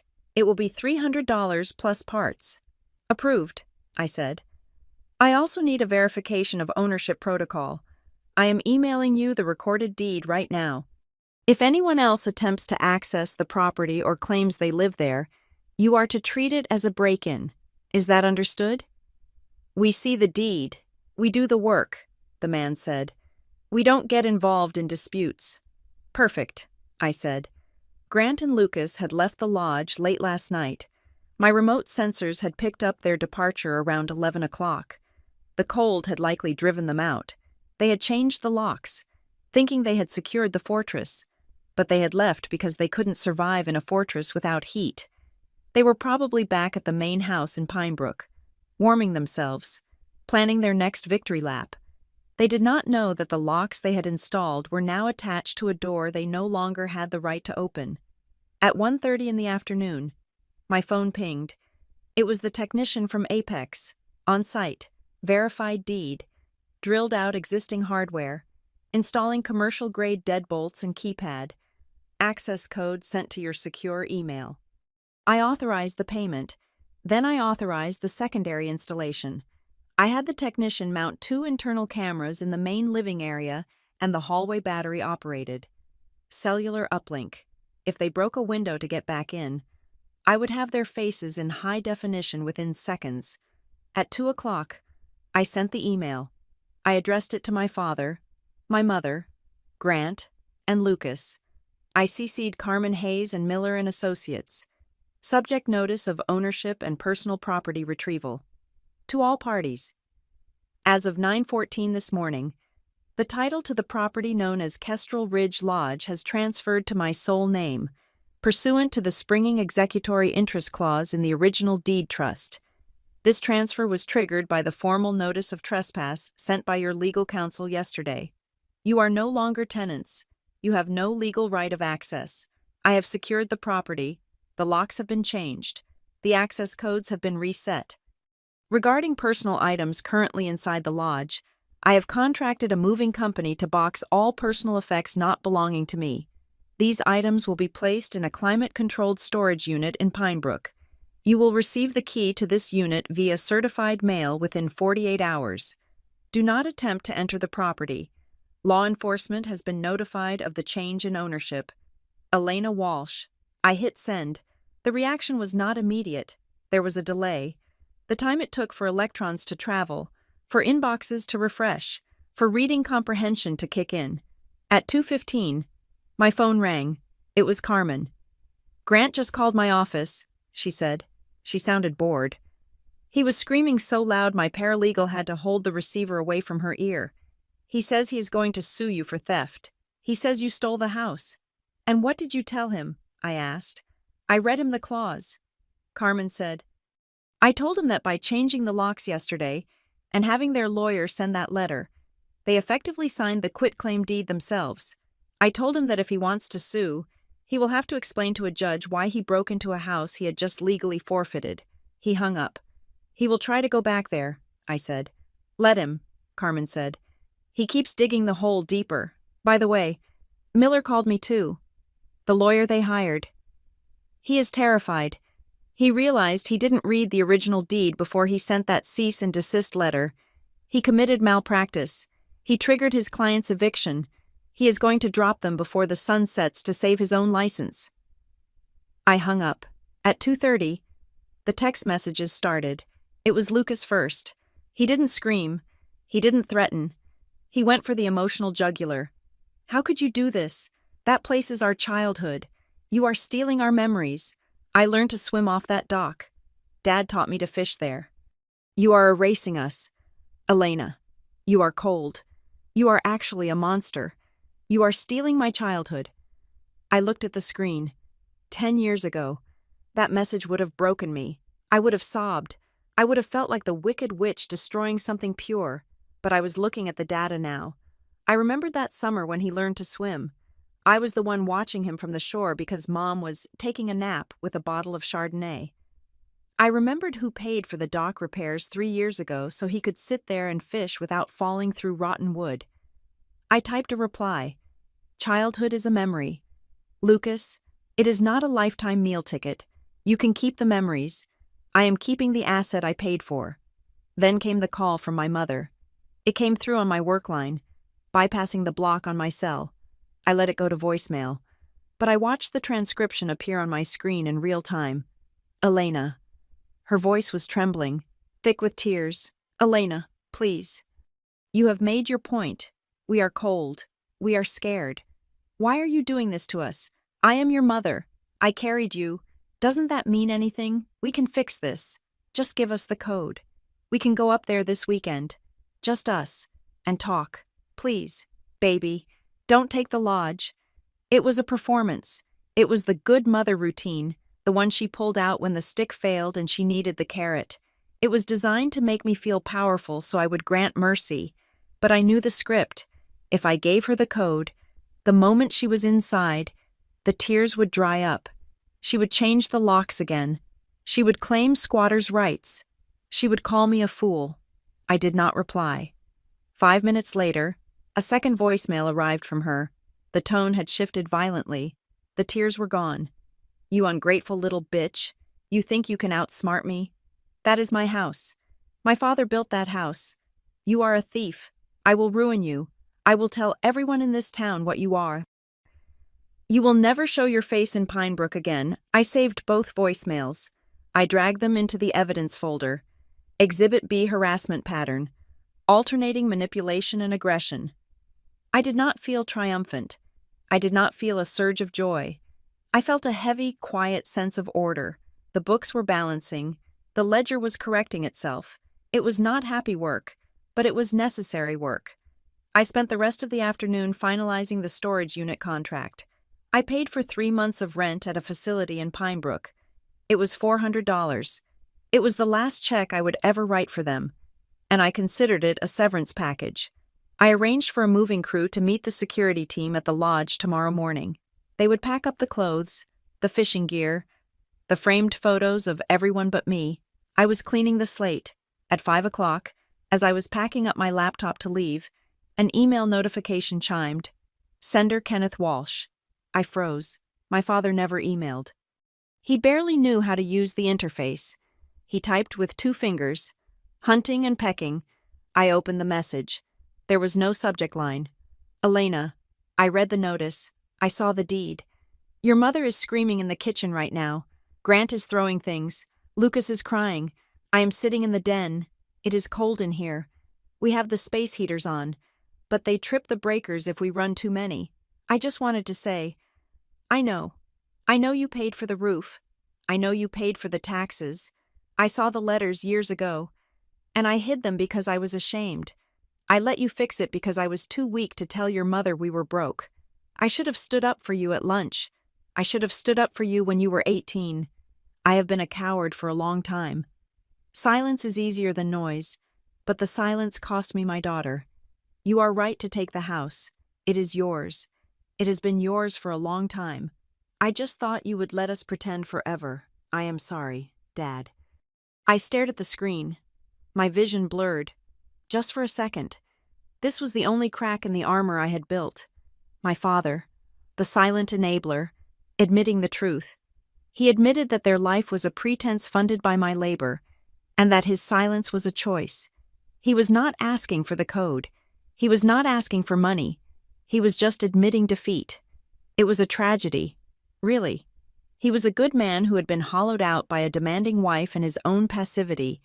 But an apology did not pay the mortgage. An apology did not retroactively fund my retirement account. An apology did not change the fact that he had watched me pack my bags 2 days ago and said nothing. I did not reply. To reply would be to open a door, and I had just paid a locksmith $300 to seal the doors shut. I saved the email. It was not evidence of a crime, but it was evidence of reality. It was the closure I hadn't realized I needed. They knew. They had always known. They just didn't care until the bill came due. I drove home. The city lights of Madison seemed brighter tonight. The air felt cleaner. I stopped at a grocery store and bought a bottle of wine. I bought a steak. I bought expensive chocolate. I went home to my apartment, cooked dinner, and ate it in silence. There was no phone ringing. The blocks were holding. The legal notices had silenced the threats of lawsuits. They were in shock. They were realizing that the ground had not just shifted, it had disappeared. At 8 o'clock, one final message slipped through. It was a text from a number I didn't recognize, likely a prepaid burner phone my mother had bought at the gas station to bypass my block. Meet me at Ruthie's Grill tomorrow at noon. We need to end this. Do not be late. I looked at the message, even now, stripped of her credit cards, stripped of her vacation home, stripped of her dignity. She was still trying to give orders. She still thought she could summon me. She thought she could sit me down in a public place, maybe cry a little, maybe threaten a scene, and bully me back into submission. She thought we were going to negotiate terms. She thought there was a compromise where she got her way and I paid for it. I took a sip of wine. I would go, not to negotiate, not to surrender. I would go because I had one last piece of paper to give her. I would go because the transition was not just legal. It needed to be visceral. She needed to see me, not as the daughter she could scold, but as the owner she had trespassed against. I did not reply to confirm. I didn't need to. I was the one holding the keys now. The printer in my home office had been running for 20 minutes, a rhythmic, mechanical hum that sounded like a heartbeat.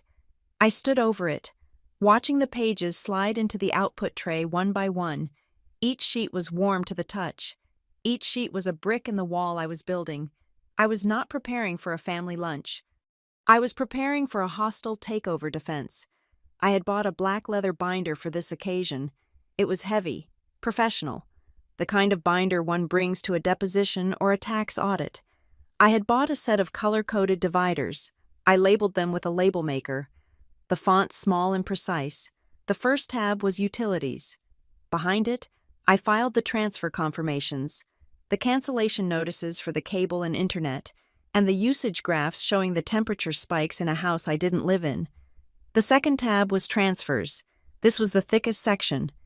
It contained 5 years of bank statements, with every gift, loan, and emergency help highlighted in yellow.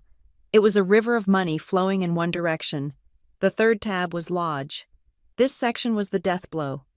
It held the tax redemption certificates, the repair invoices, the mechanic's liens I had satisfied, and the crowning jewel, the notification from the county recorder confirming that the deed was now solely in my name. The fourth tab was Legal. Here, I placed the threatening letter from Miller & Associates, the cease and desist that had backfired so spectacularly, and the copy of the springing transfer clause. The final tab was Harassment. This was the ugly part. It held the transcripts of the voicemails, the screenshots of the text messages, the log of the 47 missed calls, and the printout of my mother's Facebook post calling me a serpent. I closed the binder. It snapped shut with a sound of finality. I was just reaching for my coffee when my phone buzzed on the desk. It was a sharp, urgent vibration. I looked at the screen. It was not a text from my family. It was a notification from Experian, one of the credit bureaus I had frozen earlier in the week. Alert credit inquiry. Blocked. Attempted by Quick Cash Payday Lenders. LLC. Applicant name, Elena Walsh. SSN verified. Status blocked. Due to security freeze. I stared at the screen, my blood turning to ice water. Grant. It had to be Grant. My mother wouldn't know how to apply for an online payday loan, and Lucas was too lazy. But Grant was desperate. He had lost his insurance. He had lost his access to the lodge. He was likely facing bills he couldn't pay. And in his panic, he had tried to do what he had always done, use my credit as his personal slush fund. He had tried to take out a high-interest loan in my name, assuming that I would just pay it off later to avoid ruining my credit score. He didn't know about the freeze. He didn't know I had locked the gates. I could imagine him sitting at a computer somewhere, maybe at an internet cafe since I had cut the home connection, typing in my social security number, which he knew by heart, and hitting submit, only to be rejected. I took a screenshot of the alert. I printed it. I punched holes in it. I opened the binder to the harassment tab and clicked it into place. I sent a quick text to Carmen Hayes. Grant just tried to open a payday loan in my name. The freeze caught it. Carmen's reply came 30 seconds later. That is attempted identity theft and wire fraud. That is a felony. Elena. They are desperate. I know. I typed back. Desperation is when they unmask themselves. Carmen wrote, do not interrupt them. Let them show you exactly who they are. I checked the time. It was 10:30. I had one stop to make before the lunch. I drove to the Arkstone office. I did not go to my desk. I went straight to Sarah's office in Human Resources. Sarah looked up as I entered. She looked wary. The phone call from my mother yesterday had rattled the department. "Elena," she said, "is everything okay?" "It will be," I said. I placed a thin manila folder on her desk. "I wanted to provide you with documentation regarding the call you received yesterday. I want this on my permanent file to counter the allegations of instability." Sarah opened the folder. Inside was the letter from Miller and Associates, proving the property dispute, and the log of the abusive messages from my family. "This confirms that the call was part of a coordinated harassment campaign intended to damage my professional standing," I said, my voice steady.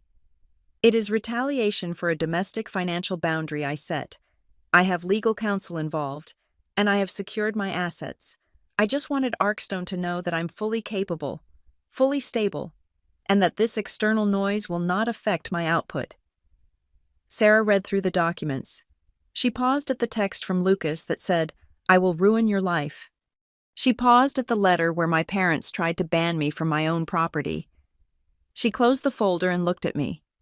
Her eyes were different now. The pity was gone, replaced by a profound respect. "Thank you, Elena," she said. "I will attach this to the incident report.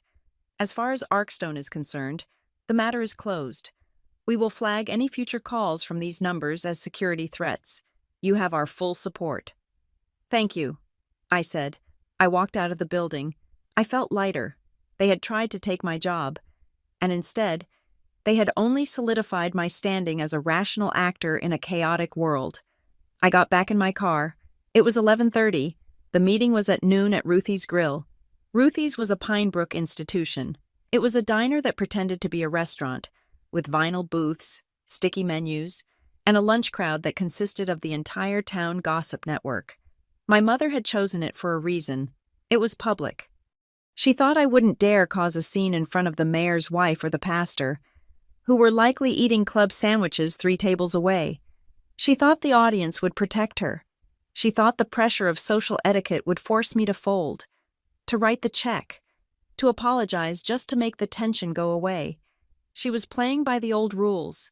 I gripped the steering wheel. I spent the 20-minute drive reciting my rules of engagement. I spoke them aloud to the windshield, my voice competing with the hum of the heater. Rule number 1, no emotional arguments. I would not debate whether I was a good daughter or a bad sister. Those were subjective labels. I would stick to the numbers. The numbers did not have feelings. Rule number 2, no bargaining. This was not a negotiation. I was not there to find a middle ground. The middle ground was where I paid for half of their mistakes. I was done with the middle ground. Rule number 3, no owning their shame. If they made a scene, if they cried, if they screamed, I would not absorb it. Their emotions were their property, not mine. I pulled into the parking lot of Ruthie's Grill at 11:55, 5 minutes early. I saw my father's car parked near the entrance. It was a 5-year-old sedan that needed a wash. Next to it was Grant's truck, the one I had just removed from my insurance policy. I took a deep breath. I checked my reflection in the rearview mirror. I looked tired, but sharp. I looked like a woman who was done with games. I grabbed the black binder from the passenger seat. It felt heavy, like a shield. I walked into the restaurant. The smell hit me instantly: bacon grease, stale coffee, and lemon polish. The noise level was high, the clatter of silverware, and the murmur of dozens of conversations. I scanned the room. They were sitting in a large booth in the back corner. They had arrived before me, likely to stage the scene, to establish their territory. I stopped and watched them for a moment. They didn't see me yet. My mother was wearing her Sunday best, a cream-colored blouse, a heavy pearl necklace, and a blazer that looked too formal for a Friday lunch at a diner. She had her hair sprayed into a helmet of perfection. She was sitting upright, her face composed in a mask of tragic dignity. She looked like a deposed queen waiting for her subjects to beg for forgiveness. Grant was sitting next to her. He looked terrible. His face was pale, shiny with sweat. He was bouncing his leg under the table, a nervous tic I hadn't seen since high school. He kept glancing at the door, then at his phone. He knew about the loan rejection. He knew I knew. Lucas was slouched in the corner, arms crossed over his chest. He looked like a petulant teenager. Though he was 29, he was scowling at the menu as if the prices were a personal insult. And my father, Kenneth, he sat on the outside of the booth. He looked smaller than I remembered. His shoulders were slumped forward. He was staring into a glass of water, his hand shaking slightly. He looked like a man who was waiting for the executioner and was relieved that the waiting was almost over. It looked like a tribunal, a family court, where the verdict had already been decided in their favor, and they were just waiting for the defendant to show up for sentencing. I walked toward them. My heels clicked against the linoleum floor. The sound was sharp, rhythmic. Grant saw me first. He nudged my mother. She turned. Her eyes locked onto mine. For a second, I saw the flash of anger, the heat of the humiliation she had suffered at the grocery store. But then, instantly, the mask slid back into place. She adjusted her expression to one of disappointed love. She pursed her lips. I reached the table. The conversation in the nearby booths quieted down. People were watching. They knew who we were. They knew something was happening. I did not say hello. I did not kiss my mother on the cheek. I did not nod to my brothers. I stood at the end of the table. "Elena," my mother said. Her voice was loud enough to be heard by the next table. "I am glad you finally decided to show up. We have been worried sick. Sit down. We ordered you an iced tea." She was trying to frame the narrative immediately. "We are the worried family. You are the wayward child." I looked at the iced tea. I didn't touch it. I sat down in the empty chair at the head of the table. I was not part of their booth. I was separate. I placed the black binder on the table. Thud. It was a heavy, solid sound. It sounded like a gavel hitting a block. The silverware on the table jumped slightly. Grant looked at the binder. He swallowed hard. Lucas sneered. "What is that? Are you doing our taxes now?" My mother let out a short, dismissive laugh. It was a brittle sound. "Oh, Elena, always with the drama. What is in the book? Did you write us a letter? Are you going to read us a poem about how hard your life is?" She leaned forward, her pearls clicking against the table edge.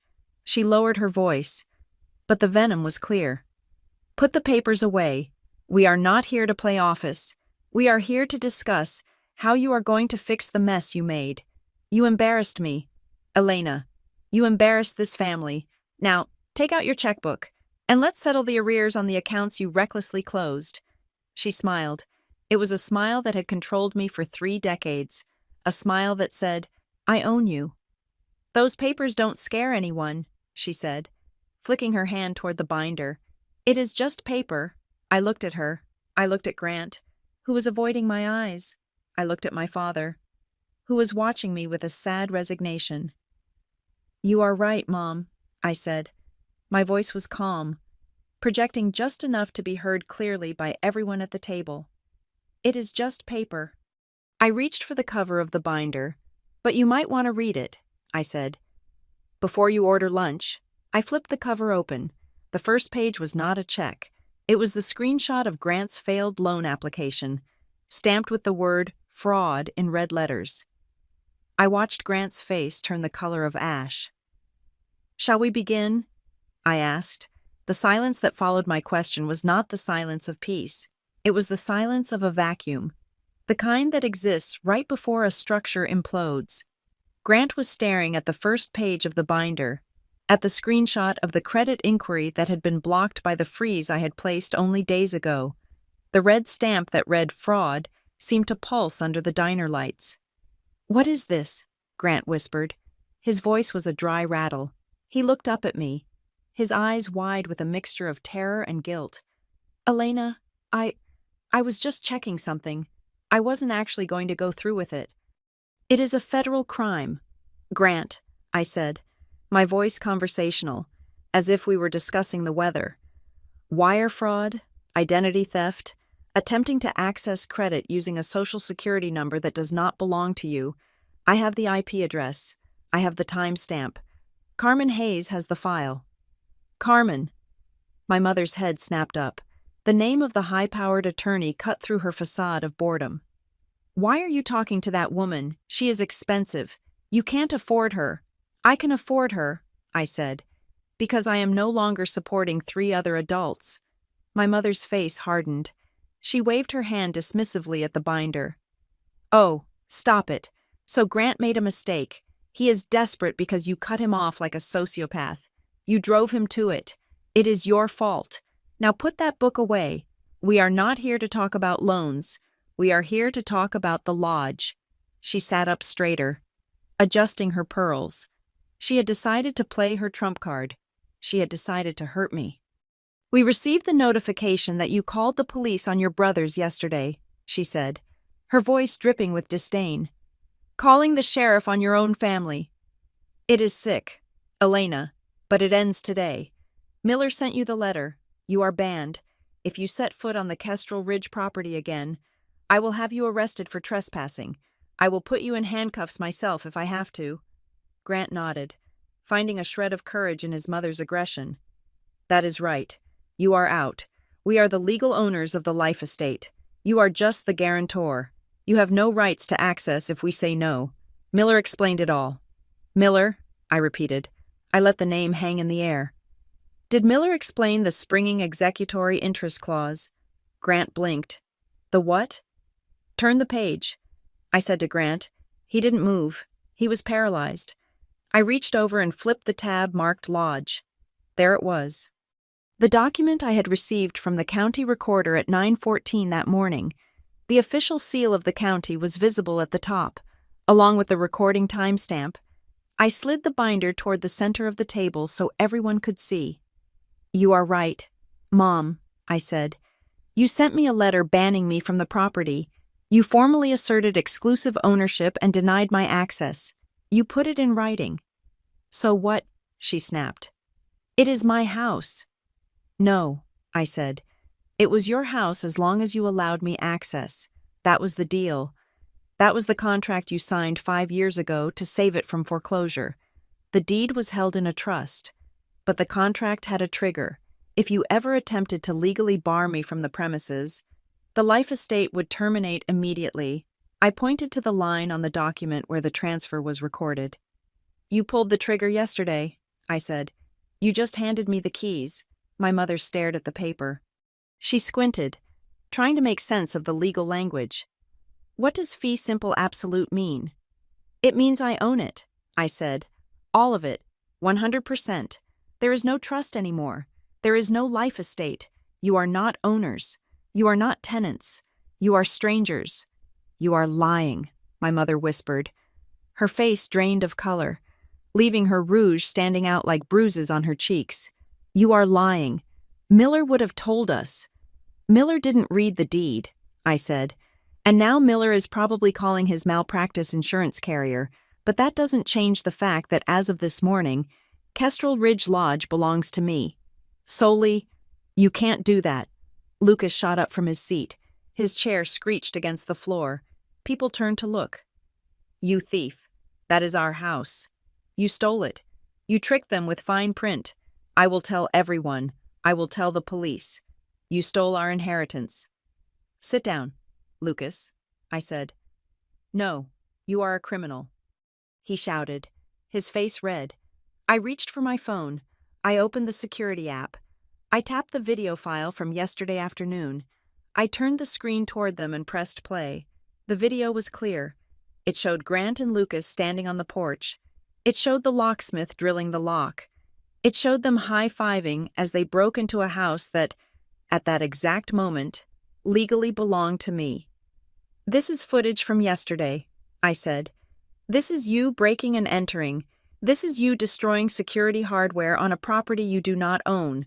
This is a felony. Lucas, do you want me to play this for the sheriff, or do you want to sit down and lower your voice? Lucas looked at the video. He looked at the people staring at him from the other tables. He sank back into his chair, deflated, his mouth opening and closing like a fish. My father, who had been staring at the table this whole time, finally looked up. His eyes were wet. He looked at the deed. He looked at me. Elena, he said softly. His voice was trembling. You really did it. You really took it from the family. It was the question that was supposed to break me. It was the guilt trip designed to pierce the heart of the dutiful daughter. I looked him in the eye. I felt no guilt. I felt only clarity. I didn't take it from the family. Dad, I said. I took it from the people who tried to kick me out of it. You tried to erase me from the deed. I just corrected the error. My mother let out a sob. It was a ragged, desperate sound. She reached across the table, her hand trembling, trying to grab my wrist. I pulled my hand back. Elena, baby, please, she said. Her eyes were wide, pleading. The arrogance was gone, replaced by a terrifying, raw panic. I didn't mean it. The letter? I was just mad. You know how I get. I am hot-headed. I say things I don't mean. I didn't want to ban you. I just wanted you to apologize. We can undo this. We can call the lawyers. Don't take the lodge. It is all I have. It is who we are. You signed the letter. Mom, I said. You hired a lawyer. You put your signature on a document that said I was not welcome. That is not being hot-headed. That is intent. You signed it when you were sober. You signed it when you were lucid. I was hurt, she cried. I was hurt because you embarrassed me at the store. And because you were hurt, you tried to destroy me, I said. You tried to get me fired. You tried to steal my house. Now you are dealing with the consequences. Grant wiped sweat from his forehead. He looked at the binder, then at me. Okay.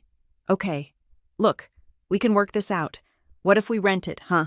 We can pay you rent. We can do a payment plan.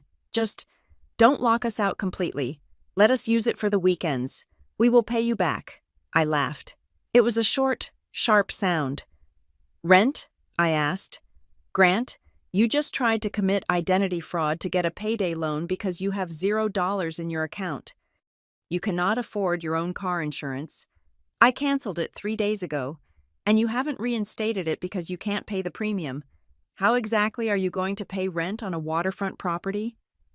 Grant opened his mouth, but no sound came out. The truth was a wall he could not climb. For a long moment, no one spoke. The noise of the diner seemed to fade away, leaving us in a bubble of absolute devastation. They looked at the binder. They looked at the video on my phone. They looked at the reality of their lives stripped of my subsidies. They were small. They were powerless. They were exactly who they were without me. Then, the waitress appeared. She didn't know the world had just ended at table 4.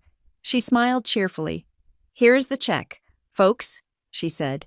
She placed the small black tray in the center of the table. It was a reflex, a muscle memory honed over 20 years. My mother looked at the check, then looked at me. My father looked at the check, then looked at me. Grant and Lucas looked at the check, then looked at me. They waited. They waited for me to sigh. They waited for me to reach for my purse. They waited for me to pick up the tab because it was easier than fighting. Because family helps family. Because I was the wallet. The silence stretched. It was heavy. It was expectant. I looked at the check. The total was visible. $84. I reached into my purse. I pulled out a single $20 bill.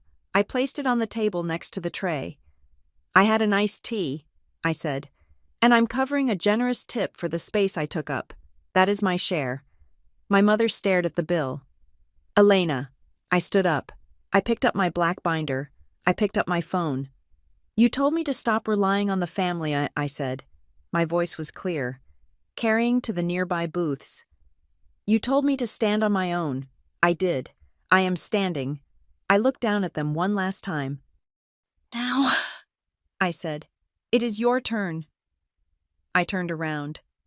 Elena, my mother screamed. You come back here. You pay this bill, Elena. I walked past the table of the mayor's wife. I walked past the pastor. I walked past the waitress who looked confused. I walked out the door and into the parking lot. The cold air hit my face, and it felt like a baptism. I got into my car. I did not look in the rearview mirror.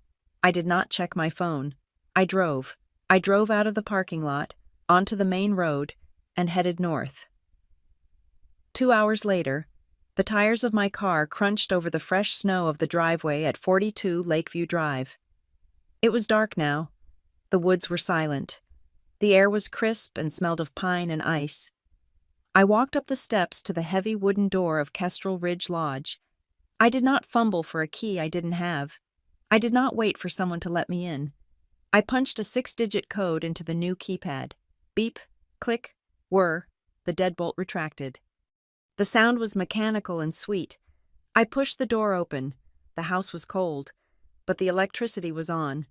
I walked in and turned on the lights. I walked to the thermostat and turned it up to 70 degrees. I walked to the great stone fireplace. I stacked the wood. I lit the match. Within minutes, the fire was roaring, casting dancing orange light against the high beams of the ceiling. I poured myself a glass of water.